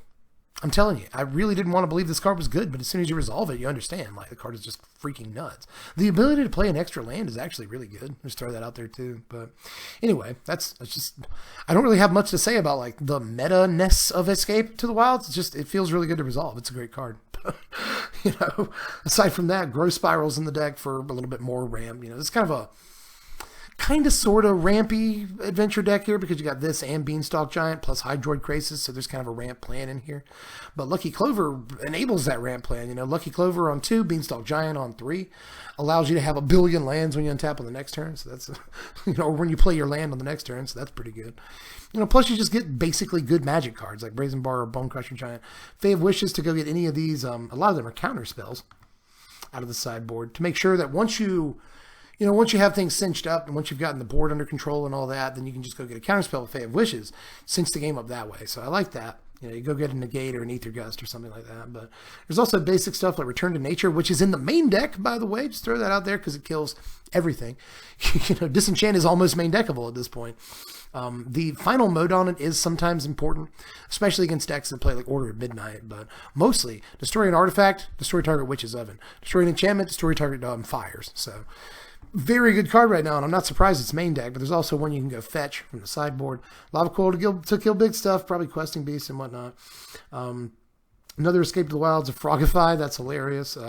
Mystical Dispute, Chandra Awakened Inferno, good wish right there. Flame Sweep is a good wish. Plain White Celebration, a wish. Once in Future, a wish to go get stuff out of the graveyard instead of from the sideboard. You can funnel your Fae of Wishes into getting stuff out of the sideboard. Fry in there for obvious purposes. And then my favorite, Fling. I'm pretty sure that the reason Fling is in here, I mean, I'm not pretty sure, I know. The reason that Fling is in here is because you've not only got Hydroid Krasis, but you've also got Beanstalk Giant. So the deck has access to this unbelievably cheeky, ridiculous, hilarious, amazing late game play where you're able to have like a 10-10 Beanstalk Giant or, you know, an 8-8 Hydroid Krasis and then just wish with Fae of Wishes. Use Granted to go get a Fling out of your sideboard and then just throw it at him for 10 damage. That is a great way to win a game. So I really like that game plan right there. It's an excellent tertiary game plan for winning a game, especially if you have to win like right now. You know, you can't get through for damage or whatever. Like Fling I can really see that actually working out. So that's probably the decision in the deck that I'll praise the most. But I mean, you want a spicy list, this is the one, y'all. I hate this is the only Teamer Adventures list because I think this is actually a pretty strong deck right now. But we'll see how good it is. We'll see how good it is. I want it to be good, but again, we'll have to wait and see. But here's Jessica Estefan. Jessica Estefan, I should say, with Is It Flash? Again, just a good call. Good call, Jessica. I think you made one of the better meta calls in this format.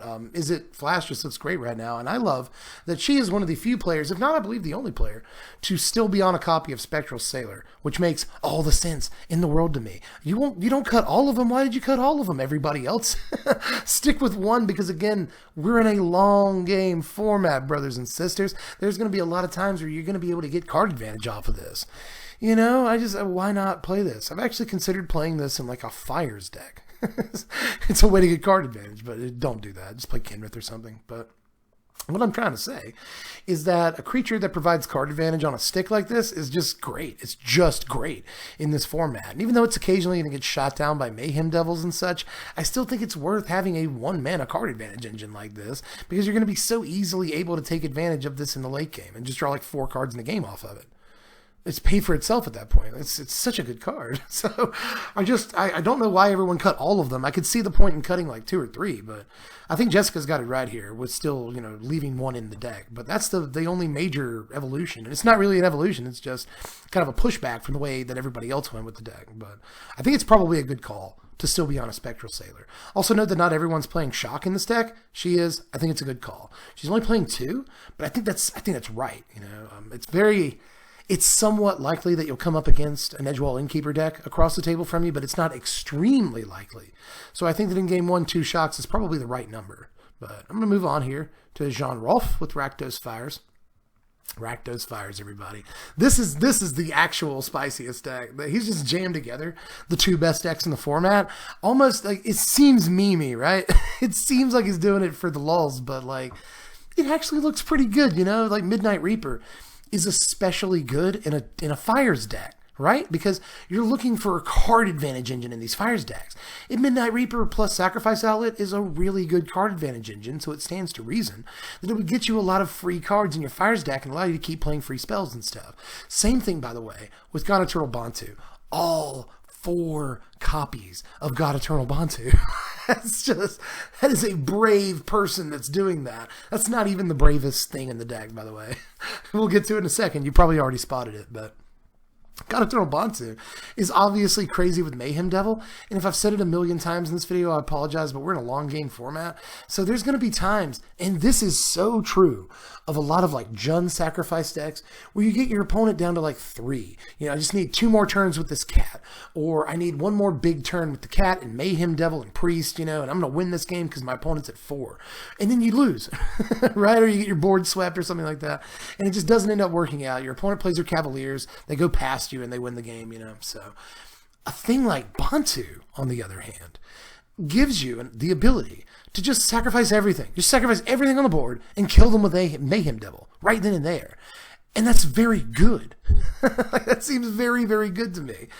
So I don't know that 4 is the right call. Again, that seems a little bit memey right here. But, you know, just the ability to drop Bantu on like turn 5 and just win immediately, that seems a lot better than like casting Korvold for 5 mana and getting a card advantage engine for a few turns. And even if Bantu doesn't win you the game outright, he still gets you just as much card advantage in 1 shot as a card like Korvold would get you over the course of 2 or 3 turns sometimes. So I think Bantu is actually a really good call. I think this is such a good call for this deck. And I just want to point that out before I move on. But this deck is a lot different than other, you know, Rakdos decks, because it also plays Stormfist Crusader, and yeah, like the Rakdos Knights decks, the Rakdos Embercleave decks will play Stormfist, but not usually these Rakdos Sacrifice decks. They won't. Again, not sure why, because you're trying to draw specific cards.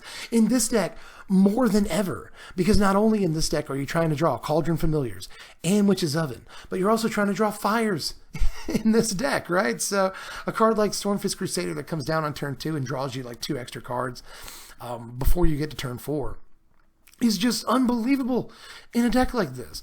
Or like, you know, turn 3 Midnight Reaper is going to draw you 1 or 2 extra cards before your turn 4 even pops up some of the time, because of your opponent's combat step, or because your opponent Deafening Clarions you or something, you know. So just draw 2 or 3 cards off of it, and before your turn 4 some of the time, that'll help you get to your Fires on turn 4, and then you start doing insane garbage, you know. Cavalier Flame, God Eternal Bantu on the same turn, I win, you know, especially considering that God Eternal Bantu has menace. So whew, like, it's just, this deck seems like a great call, even if a lot of it just looks like a dreamy meme and all that.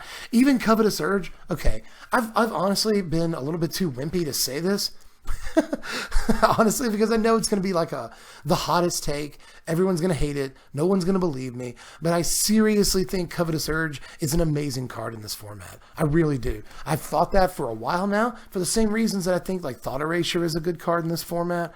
Kind of, you know, like on the play, Covetous Urge is going to get their Fires out of their hand and just let you play it.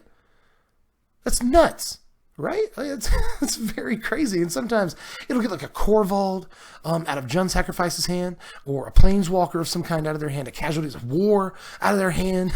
You can play it later. You know, this is going to get Cavaliers out of a Fires player's hand. It's just like way before they ever have a chance to play it if you drew it in your opener or you've drawn it by your turn 4. So Covetous Urge is seriously like a nasty, filthy, repulsive Magic card right now that I'm surprised more people haven't sort of stumbled onto. It's good, you know? Even against the ramp decks, this can be a good card because you're still going to get a very good card in their hand a lot of the time, you know, a Hydroid Krasis or whatever. So, oh my goodness, just Covetous Urge looks so balls out good to me right now. And it's amazing more people haven't sort of called it out, but maybe more people want to. They're just like me, and they're like, you know, they don't want people to be like, you're wrong and stupid. I'm serious. I think that Covetous Urge is a great card right now, and I'm glad that old Jean Rolfe feels the same. So, and we'll see how good this deck is over the weekend. This is another one I've really got my eye on. Again, it's memey. It just slaps together the 2 best decks in the format and says, haha, lols. But I think that it might actually be a really good game plan. I think that there's a lot to this deck I could talk about, but I don't want to spend all video doing so, because again, we'll be here forever. My voice is going to be gone again tomorrow. So let's look at John Girardeau with Temur Reclamation, one of the few Reclamation builds. I think there's 3 in all. But this is Reclamation.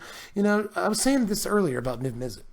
Izzet Flash in specific, and even Simic Flash for the most part, just don't have answers to this card at all. Aside from maybe Brazen Borrower, but even that only answers it for like a turn, and it comes down uncountered again. So I think Niv Mizzet is a great metagame call against these sort of edge decks in the format right now. And it even gives you a way to sort of 1-for-1 or even more than 1-for-1 keep up with these cat decks. They're hitting you for 1 or 2 damage every turn with Cauldron Familiar, Mayhem Devil, all that. Well, you can draw 1 or 2 cards a turn and just like keep up in terms of damage with a Niv Mizzet and stay at parity with them in terms of life total. So that's a way to do it too. I think that these Izzet Flash decks should actually probably play like 3 Niv Mizzets, but I mean, who am I, right? But this is a Wilderness Reclamation deck as opposed to an Izzet Flash deck. And I think this is a pretty cool metagame call right now too, because it's another deck that plays a turn 4 enchantment. Only our turn 4 enchantment allows us to play at instant speed, whereas Fires forces him to play at sorcery speed. Which one of those sounds better? Right? Wilderness Reclamation, playing at instant speed is almost always going to be better. So between the two, I like the idea behind this deck. This one obviously doesn't necessarily generate as much mana as quickly as a card like Fires, and the game plan is so different too. On your opponent's turn, you can't necessarily always cast a huge creature the way you can with Fires, but what you can do is eventually cast a expansion explosion that ends the game. It's not even that hard, because if you land a Wilderness Reclamation on turn 4, turn 3 some of the time in some of these builds, you can in this one because we're playing Growth Spiral, just noticed. But in any case, you land a turn 4 Wilderness Reclamation. The next turn, you can land another Wilderness Reclamation, right? And then the turn after that, you just explosion their face off.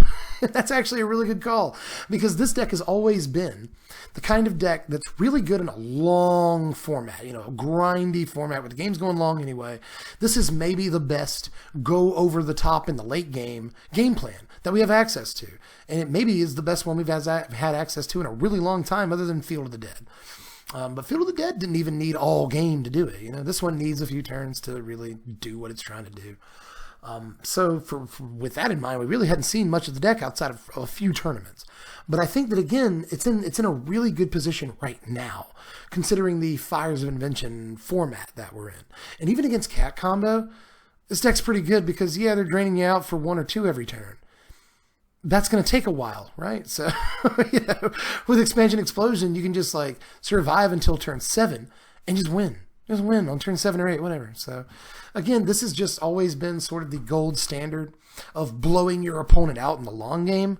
And I think that makes it a really good metagame call for this weekend specifically. But I'm going to move on here to Jordan Cairns with Gogari Adventure.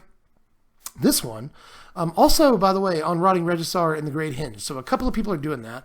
Epic Downfall to take out very likely Cavaliers, if I'm guessing correctly here. But there's also Questing Beasts and Lovestruck Beasts. I mean, Epic Downfall could actually cover a lot of bases against all the best decks right now. So yeah, probably play that. Beanstalk Giant will even kill some of the time. So actually, yeah, that's fine. That's a good card, right?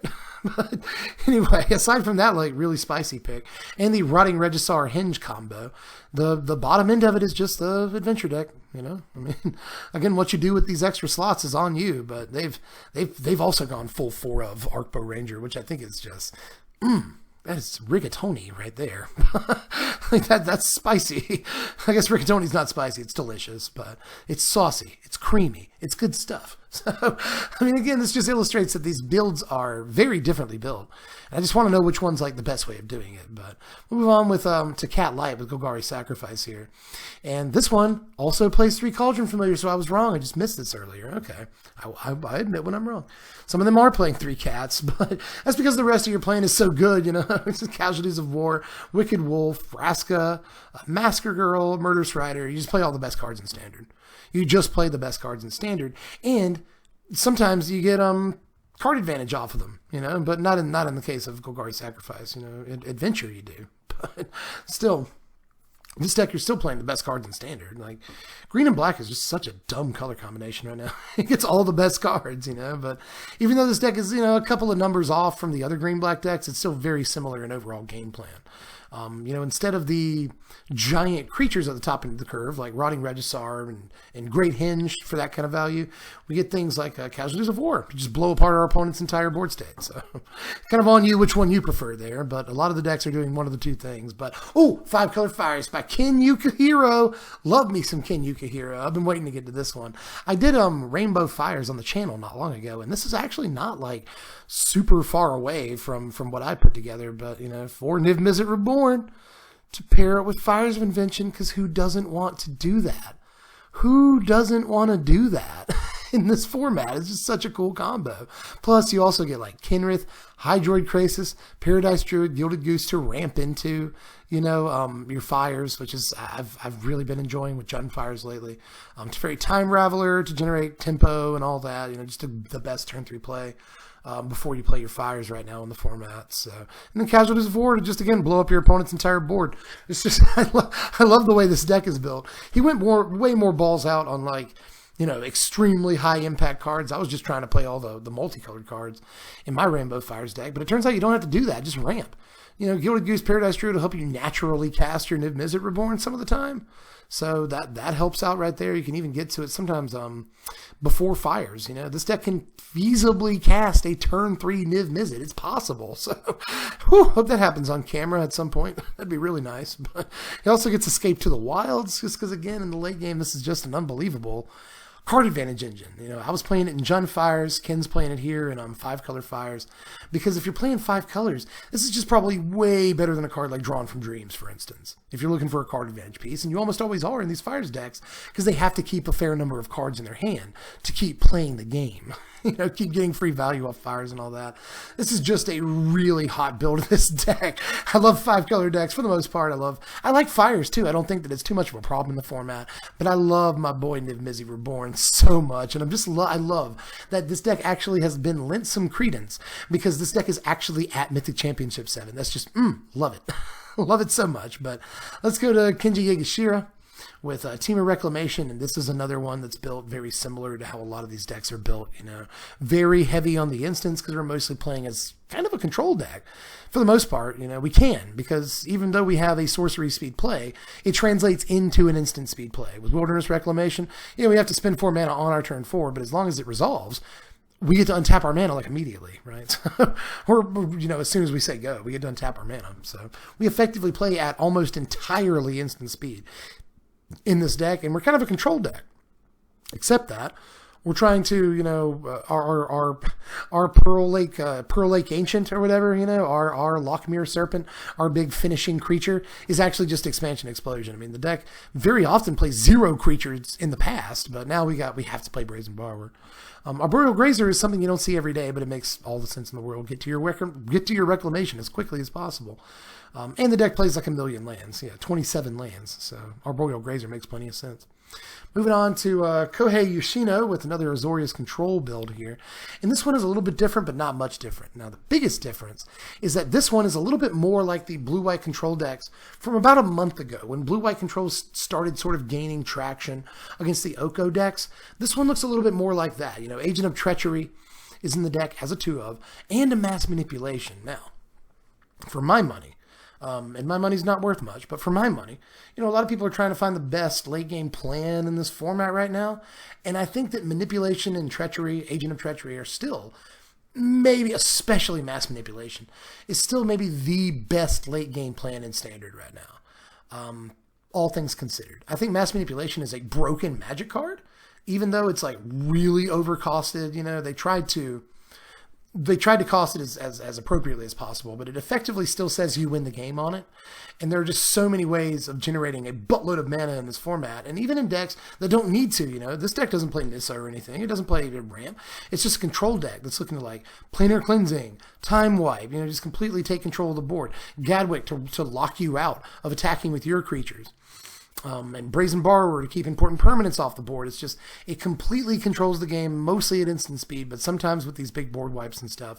And when it establishes control, it can let you have a Planeswalker. It can let you have a big important creature or something, and just steal them. Just have them. Just take those at any point in the game. And usually it's going to happen on like turn 15, but the control deck doesn't care. So, the Mass Manipulation's cost in the decks that play it very often means almost nothing. It means zilch. This card costs a lot of mana, because the deck is almost certainly, if its game plan is carried out correctly, going to make it to the point in the game where it can Mass Manipulation for 2 or 3 and just win. So, I still think that mass manipulation, although it doesn't need to be banned, I'm not saying that, it's still kind of a problem card in this format that people don't know is a problem card. And I hope I don't sound like an idiot, but it's just mass manipulation has been a sort of on the fringes powerful card for a couple of seasons now, and there's been multiple decks that it's been very, very good in, like these green-blue based ramp decks. Mass manipulation was insane in before Oko came along and the curve kind of shortened up a little bit, so I think we might be back to a standard where mass manipulation is an unbelievable Magic card if you can get to the point in the game reliably where you can cast it for a lot of mana. And I think we are at that point, especially when it comes to these control decks.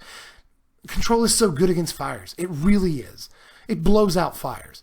So a control deck, again, is is very likely to get to the point in the game where it can let fires have like a Cavalier of Flame. I'm going to say it a million times.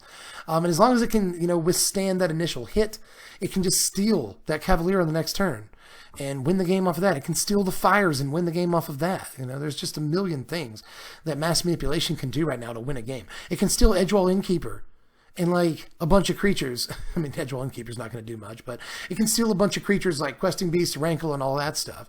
It can steal big creatures in Jund Sacrifice, and they can only sacrifice one creature to Witch's Oven at a time, so it can steal Corvalds and stuff. It's just a dumb Magic card right now.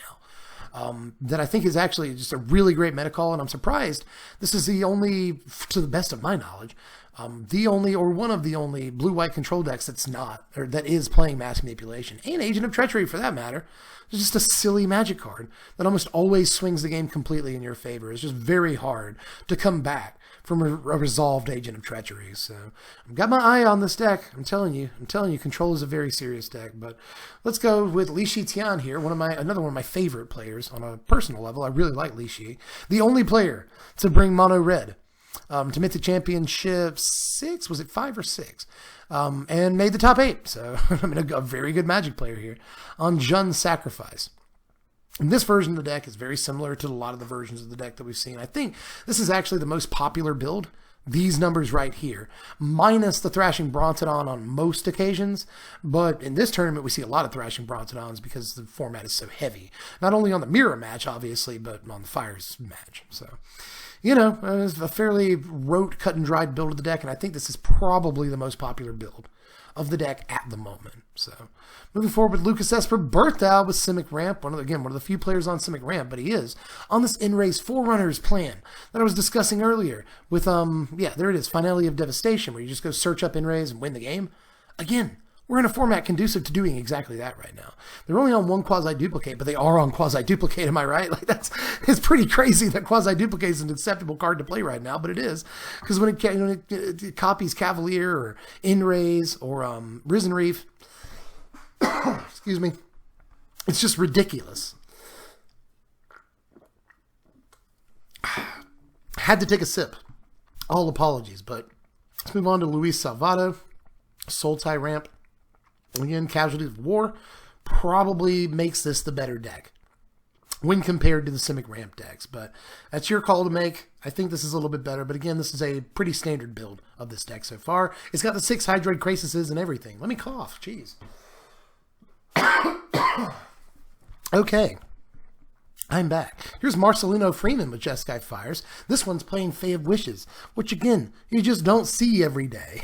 You really don't, but still, I can understand. I think that the, build your sideboard toolbox is actually a really desirable, what's the word I want to use? It's a very attractive plan to be on. It's fun, to have a sideboard toolbox, but we'll see which Fires deck is the better deck. Ultimately, I think that Fae of Wishes might look like the better build of the deck at the end of the weekend, because you see the Fae build gets to play a bunch of cards in its board that are answers in the mirror. I think that's probably going to be important. Go get your Disenchant game 1 is probably going to make a difference in a lot of games. So we'll have to see how that works out. But let's look at Marcio Cavallo in his Jund Sacrifice deck, which again, yeah, we see District Guide in this deck, but I mean, fairly similar to the other builds of the deck. Maybe a number or two here is Finagled. What is it? Yeah, Wicked Wolf's right there. I was going to say Wicked Wolf's not in the deck, but there it is. But anyway, District Guide is in this one. It's not in all of them, but all the same stuff I said earlier applies here. I think the District Guide is a very good call at the moment. I think that it is definitely better than a card like Beanstalk Giant if you're looking for like turn 3. It's not necessarily ramp or anything, but just a way to get more lands on turn 3. This provides the deck a body that can be sacrificed. And again, I think that's a very important tool. But moving on to Martin Juza and his Gogari sacrifice deck. We didn't see a whole bunch of these over the weekend. Mostly people are playing Jund sacrifice. But Gogari and Rakdos are sort of equally represented. I think there's definitely like 1 or 2 more Gogari sacrifice builds than there are Rakdos sacrifice builds. But, you know, again, this is just a deck that plays all the best cards. And a Bolas's Citadel. We haven't seen that in a green-black deck so far.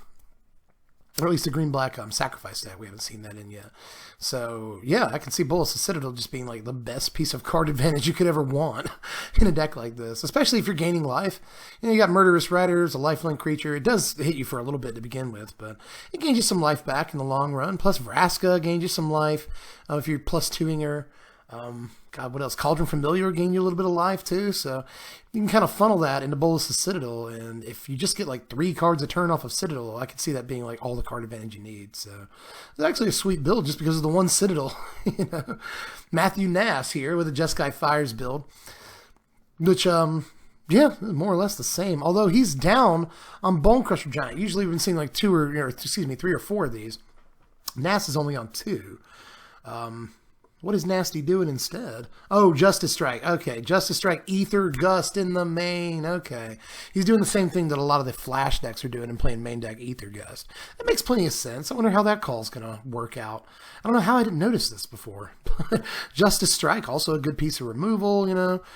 Shimmer Possibility, 3 of them to make sure that you get your fires. I like that. I like 3 more than 2, I think. Just all about finding the room, you know.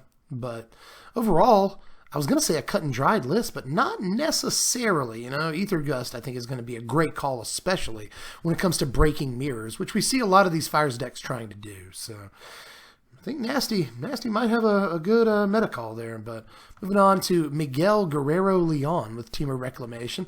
This isn't necessarily the exact same build as the other Reclamation decks that we've seen, but it's the same basic game plan. You know, hold on till you get to explode them. Explode their stupid face open. So, well, again, I think I've kind of touched on everything I want to say about Reclamation and why I think it's a good metagame choice, but I don't want to just like put all my endorsement behind Team of Reclamation. I think it's a great call for this tournament, but it's far from the best deck in the format on an overall level. So keep that in mind. I think that Teamer is very much a glass cannon, but it might be the cannon for this event. But let's move to Miguel de Cruz Samoas here, or just Miguel de Cruz, what most people say. With a Jund sacrifice list, and notice how many of these there are. It is the single, I believe, the single most played deck at the tournament. But again, these numbers are a little bit different as you look. Only 1 Midnight Reaper in this one, 1 Vraska. Sometimes you'll see 2. Sometimes you'll see 1 though. So I like how the perfect build for the deck is in no way agreed upon.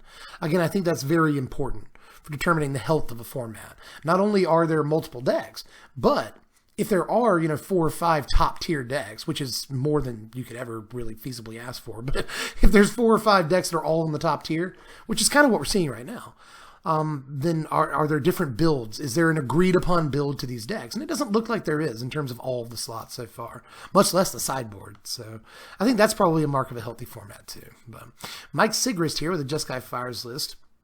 And this one, also fairly similar, but we see... Yep, Justice Strike and an Ether Gust. So these two are on the same plan. And not everyone's doing this, but again, I think it's a really good call. This is probably the thing I want to talk about the most in these two Fires lists. Just breaking the mirror open. Ether Gust does a great job at doing that, and it helps you win that cat combo matchup, and that's also very good. So just keep that in mind. I think that this Ether Gust is just an amazing call. But moving on to Mimi Arthur, let's go Gogari Adventure. And what's the late game like in this one? Casualties of War is the late game. Plus, yeah, Lucky Clover, Smitten Swordmaster. So we're looking at another one of the Smitten Shotgun kind of builds right here. The Smitten Swordmaster builds. And again, I think I've said more than enough about those in this video, and this one is built very similar to the other lists as well. I mean, this is one of the agreed upon lists, I think, in this format, for the most part, the Smitten Swordmaster builds. It has been for a minute. I'm just a little surprised this deck is still so popular. Once Upon a Time got banned. And now you can't find a Smitten Swordmaster or an Edgewall Innkeeper anywhere near as easily. So I thought this deck would take a tick down, and it has for a little bit. But I'm just surprised that the Swordmaster version specifically is still such a well-represented deck, and it is at this tournament. But let's look at, PVDDR right here, Paulo Vitor DeRosa with Skyfires. Another one of the best players in the world right here. So good deck choice. I do think Skyfires is probably what a lot of pros would call the best deck in the format. It's either Skyfires or Jund Sacrifice, and there are mixed opinions on that, but I think if you polled most people who play Magic either for a living or for a very long time every day of their lives, those are the two, best decks in the format, and the other decks are kind of, drop off from there. Even things like Green-Black Adventures. So I can see why people will be playing either deck at this tournament. But here's Pierre Valio with Skyfires right here, and then another Skyfires list. And I know that I'm kind of sounding like, oh my god, another one. But again, this one built differently. 3 Sphinx of Foresight, 4 Shimmer of Possibility. They want to cast the spell. Rather than immediately let their opponent know that they're playing against a Fires deck, they want to turn 2 Shimmer and then get their Fires that way. Cute, right? I mean, it makes sense when you look at it through that lens, at least, is all I'm saying. But, the rest of it is fairly cut and dried. So, I'm going to go ahead and move on here to Pearson Lachlan with the Gogari Sacrifice build. Again, one of the few green-black Sacrifice builds. But this one, very similar again to the other green-black builds that we've seen so far. Peter Glogowski with Jund Sacrifice. This one, again, somewhat similar. 2 Corvold, 2 Masker Girl instead of 3 or 1. Again, some of the numbers are going to be different on this. 2 Murderous Riders. Sometimes you'll see up to 4 in these lists. Often you'll see 3. He went with just 2 here. And that is all in service of putting in 4 Casualties of War. Again, it's pretty exciting to see 4 Casualties of War in a standard deck. And you see a lot of people fudging the numbers around, dropping a Corvold, dropping a Masker Girl, dropping a Murderous Rider to make sure that you can actually get these casualties in there because it's that important of a card right now. Take that home from this video. But here's Raymond Nevison with Simic Flash, another Simic Flash deck. This one is also one of those that plays a little bit higher up on the curve than they usually do. It plays 3 Nissa, Who Shakes the World. But they did not shave the Brineborn Cutthroats from their list. So this one is kind of a mashup between the old Simic Flash decks and the new, the Neo Flash, deck list, because this person just could not, Raymond Nevison just could not, part with Brineborn Cutthroat. They couldn't fathom cutting Brineborn Cutthroat. And I don't blame them. It is a really good card, but again, I think it's a little bit low impact for the most part in this format. So let's move on to Ray Sato, another good Magic player, with Skyfires right here. And this one, I like. This is another one where he's playing Prison Realm. That's interesting. 2 Shimmer of Possibility, very, very low on the small ball stuff. 4 Bone Crusher and 2 Shimmer, the only 2 drops in the deck. Yeah, that's it. And Prison Realm on turn 3, a Solar Blaze. That's a piece of tech you don't see every day. But just in case you need to drop this, and you don't have a Fires, but you actually need to be able to play your sweeper, this is a pretty decent turn 4 play, I suppose. So, interesting tech right there, and it probably kills like everything in Gogari Adventure if you're in that matchup. So, that's important to remember too. But moving on to Reed Duke with Gogari Adventure right here. Sorry. I said the sniffles. I got the sniffles. But Reed Duke, his Gogari Adventure actually has a Liliana in it. Now, I'm a little surprised that we're not seeing more of this card. It also has 3 Vraska, which is really above the board. The 2 is the most we've seen in a lot of these decks so far, but still makes room for 4 Casualties of War and a main deck Duress and a Fine Finality. Like, if you've been following Pro Magic over the last couple of months, cards like Fine Finality and even Liliana almost seem like they're like old school cards for this deck to play. I know it sounds crazy, but these are in versions of the deck from months ago, but maybe they're still very, very good in a deck like this. And I put Fine Finality into a couple of decks recently. I still find that, I didn't mean for that to be a pun, but I still find that this is a very, very good card. It's a very good card. And the Finality half, especially, is just insane some of the time too, as a sweeper. So I actually really like Reed's build, as I often do. He's a very good Magic player, but Anyway, I do really like this build, but I do have to wonder if that's one too many Vraskas. You know, I have to wonder if that's one too many Lilianas even. And I'm honestly, even though Casualties is one of the best cards in the format, I even wonder if these decks playing 4 are playing one too many, to be honest. But we'll move on here to Ronald Muller with Just Skyfires. That's Mueller. That's definitely a Mueller. But anyway, but be crazy if okay. Anyway, for a second I was like, wait, is his name Robert Mueller? That'd be crazy. But no, Ronald Mueller with Just Skyfires is playing a fairly similar again version to a lot of these, at least in the creatures. You know, Bone Crusher, Cavalier, Kenrith, Sphinx. We see those. Time Raveler, we see those in every list. Deafening Clearing, we see those in every list. But you know, the numbers aren't that much different in this deck. He is playing the one Prison Realm in here, so I don't want to spend too much time on a deck I've already talked about a million times. Same thing with Simic Flash. You know, Seth Manfield, one of my favorite players in the world, is on Simic Flash. So again, it must be pretty good, because who else was it? Dominguez, he's on Simic Flash too. So, you know, Seth Manfield, I believe, is a former world champion as well. So it's just, maybe it's time to take Simic Flash seriously. But, you know, he's doing the Nissa, Hydroid Krasis late game plan. And again, I think that's exactly what you want to be doing. You don't want to be just like Wildborn Preserver, Brineborn Cutthroat. I feel like those are dinky cards. Honestly, and I know you've been playing, person in the comments, you've been playing Simic Flash for like months now, and Brineborn Cutthroat always gets to like a 12 power guy and wins the game for you. I know that's happening with you. I get that. But just because a card is doing well for you in a deck doesn't mean that another card couldn't do better in the same deck for you. And that's where I think, you know, cards like Nissa and Hydroid Krasis are pretty good at replacing stuff like Wildborn Preserver. You know, so let me just move on here to Shahar Sinhar, who is playing Control. That's what Shahar does. It's not Esper or Blue White, which is a little bit surprising. But in any case, this is a celebrated Control player right here. And he's just playing maybe the best Control deck in the format. You know, it all depends. Is Azorius the best Control deck in the format, or is it? Is Simic? It's weird. We're in a format right now where it's actually, there's like 14 Control decks in this field. So, like, what's the best Control deck? You know, they're all very different as far as, you know, their philosophy for the game. So, I think Is It Flash, again, I really don't want to have to eat my words here, but because I think Is It Flash could win this tournament. I think literally any of the decks registered to this tournament could win this tournament. I just, like, if I had to assign a percentage chance to win to each deck, Is It Flash would probably be like the number 3 one, right? So I'm not saying the deck's bad. The deck is obviously insane, and I tried to tell you all, go back and sorry, it sounded so aggro, but go back and watch like the top 50 Throne of Eldraine list. Gadwick is in like the top 20 or top 25.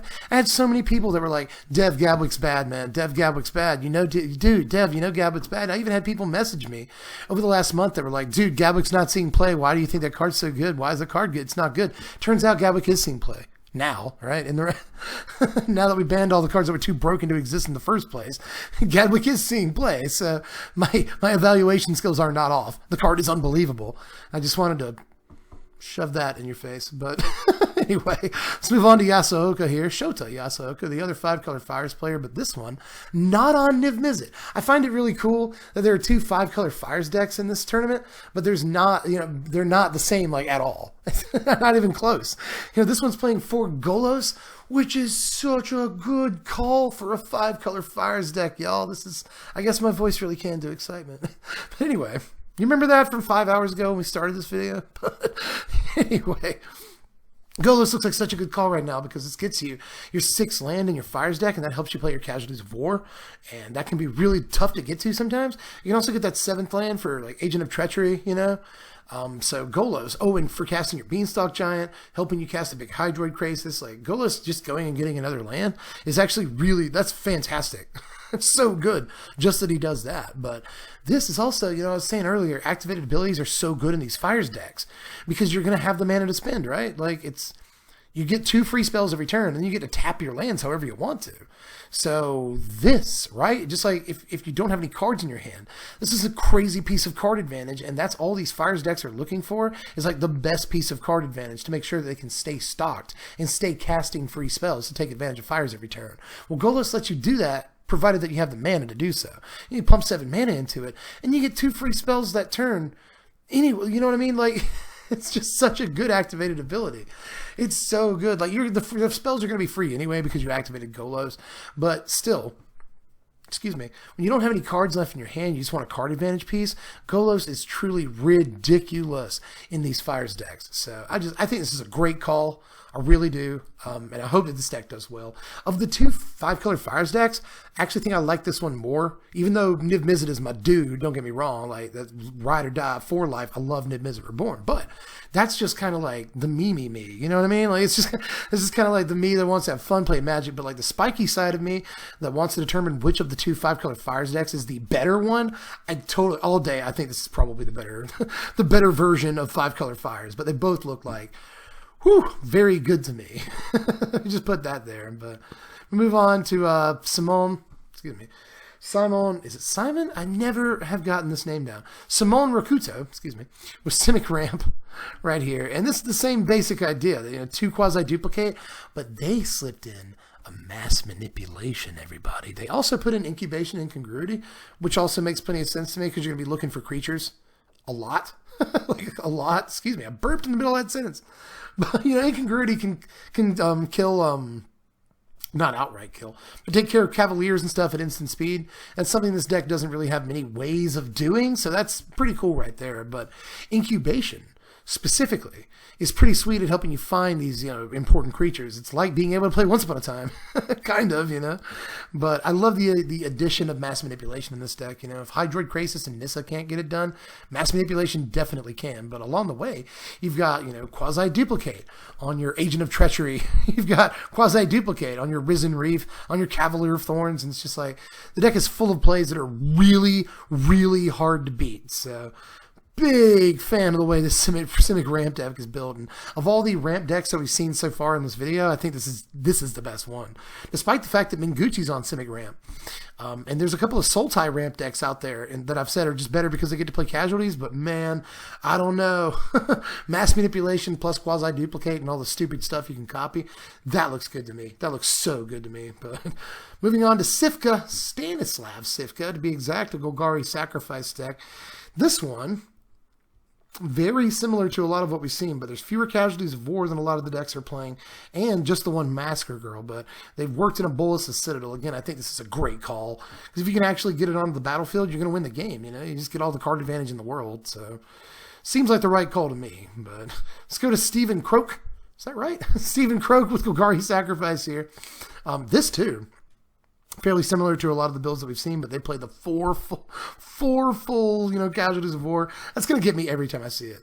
Every time I see 4 copies of the same 6-drop in a standard deck, I'm like, whoa, that's not supposed to happen. I guess one of the best innovations on this deck is that they've gone with 3 Thrashing Brontodon, as opposed to the 2 you usually see, because they really want to break mirrors and such. I like the idea. But here's Teruya Kakume. Teruya Kakume. I sounded so ignorant there for a minute. Have I ever seen this name? This must be a challenger. I'm going to feel really embarrassed if they're not a challenger and they're an MPL player, but I don't think I've ever read this name in my life. But here's Rakdos Sacrifice, another Rakdos Sacrifice deck. This one with all 4 Rankle, 4 Stormfist Crusader. This is a good-looking deck right here. You know, you've got the Claim the First one, Witch's Oven trick, along with Cauldron Familiar for Witch's Oven, Priest of Forgotten Gods, the best creature in the deck for this strategy. Mayhem Devil, the other best creature. No Judith. It hurts my heart so much there's no Judith in this deck. It really does. You know, where's the Heartfire? I understand why no Heartfire, but no Judith? Not even like 1 Judith? I don't know. I want to play 5 Mayhem Devils, but anyway. Here's Theo Motier? Is that right? With Gogari Sacrifice right here. Let's see. Any real innovation in this list as compared to the other lists? Not much. Not a whole heck of a lot. I'm sorry, I'm not really going to talk about your deck much, Theo. I apologize. Is it Teo? Well, I think it's Theo. Anyway, here's Tian Fan Moon with Jeskai Fires right here. As we sort of round the corner on this video, we're getting very, very low towards the end. And this, again, this Jeskai Fire is very similar to a lot of the lists that we've seen in terms of Jeskai. Doesn't innovate much, but it's the list that did innovate that I'm really looking for. Is It Flash here by William Jensen? Oh, Huey Huey Jensen from this guy's been playing Magic for my entire life. He really has. One of the first articles I ever read about a person who won a tournament was William Jensen. So keep that in mind. But anyway, this is more or less Is It Flash. This is It Flash that we've been seeing. So, and that's it. That's it. I just kind of wanted to power through those last few if you didn't notice, because I think this video is probably like 12 hours long, and who's going to watch that? But still, God, that's probably making your eyes hurt as I scroll back up. Let me just do it all in one shot. I didn't mean to hurt you. Didn't mean to hurt you. So, what have we got our eyes on at this tournament? Just kind of finish the game, the video up here. Well, I think Jund Sacrifice and Skyfires are probably going to be the two most likely decks to win this tournament. If only, by basic math, they're the most represented decks, but I do think they're the best decks. That said, I've really got my eye on these Rakdos Sacrifice decks that go a little bit faster than your typical Sacrifice decks, but don't take as much advantage of the food theme. And I think that taking advantage of cards like Trail of Crumbs and Casualties of War even is probably the better choice, but I am interested in these Rakdos Sacrifice decks. I'm interested in Is It Flash? I want to know if that's a real deck or not. We'll see. We'll see. I mean, so many people are on it that it must be. It must have tested extremely well. Got to be a good deck, especially in an All Fires meta. But is it really good against Sacrifice decks? That remains to be seen. We'll have to see how the matchups go. But aside from that, there's also the Jund Fires deck that I'm really into. There's the 5-color Fires deck that I really want to see. Teamer Adventures looks really good despite no Edgewall Innkeeper. I'll never understand it, but hey, I've been wrong a million times before, right? But there's a bunch of decks at this tournament that are like super spicy. I want to look out for them. There's a bunch of builds of popular archetypes that are way spicier than other builds of that archetype, so we'll be looking at those too. There's just a lot to get excited about for this tournament, and I think it's going to be, easily the best tournament of the season so far. The most diverse tournament, easily, is in terms of, meta share for different decks and all that. So I'm excited about this one coming up this weekend, and I want to know how you feel about it too. I don't know if I can talk for the rest of the day after this one because my voice is out, but just you talk back to me. It's your turn now. Let me know, what decks are you excited for? How you think the standard is shaping up? Are things diverse? I think they are. Just give me a good argument, good argument in asterisks as to why it's not. Don't just say, oh, there's 3 decks and it's bad, because there's more than 3 decks. There are. And usually a paper, rock, scissors meta is good anyway. So if anytime there's more than 3 decks, it seems like a healthy standard. But let me know how you feel about it down there in the comments, and what decks you're pulling for and all that. And what decks out of these you want to build. If you want to, you can click the links in the description. I'm going to leave links to one example of most of these decks, an example of Skyfires, an example of Jund Sacrifice, an example of Rakdos Sacrifice, an example of Gogari Adventure. I'm going to leave links to all of those down there in the description box. So if you're interested in picking any of these up and just terrorizing your local F&M, then you can do that. Go over to TCG Player when you hit the links, check out the site, do all that stuff. And yeah, like the video, because a lot of work and stuff. a lot of nonstop talking went into this video when I have no voice to begin with. So like the video if you'll do that. Share the video around. More people will get, some meta tech and all that, and know what to look for going into this tournament and beyond this tournament for that matter. Also, join the Patreon to help support content like this and reward content like this. All I ask is $1 a month. It's not too much to ask. I feel like I'm definitely worth it. Just hit me with $1 a month, and I'll let you vote on what decks and stuff you want to see in this format in the first place. So it's a pretty good deal. And then aside from that, subscribe. I knew I was missing one. I knew it. Subscribe to the channel for more of this ridiculous content, and I will catch you cats later. I'm Dev from the Place. Thanks for watching, my wizards. Spread love and be kind.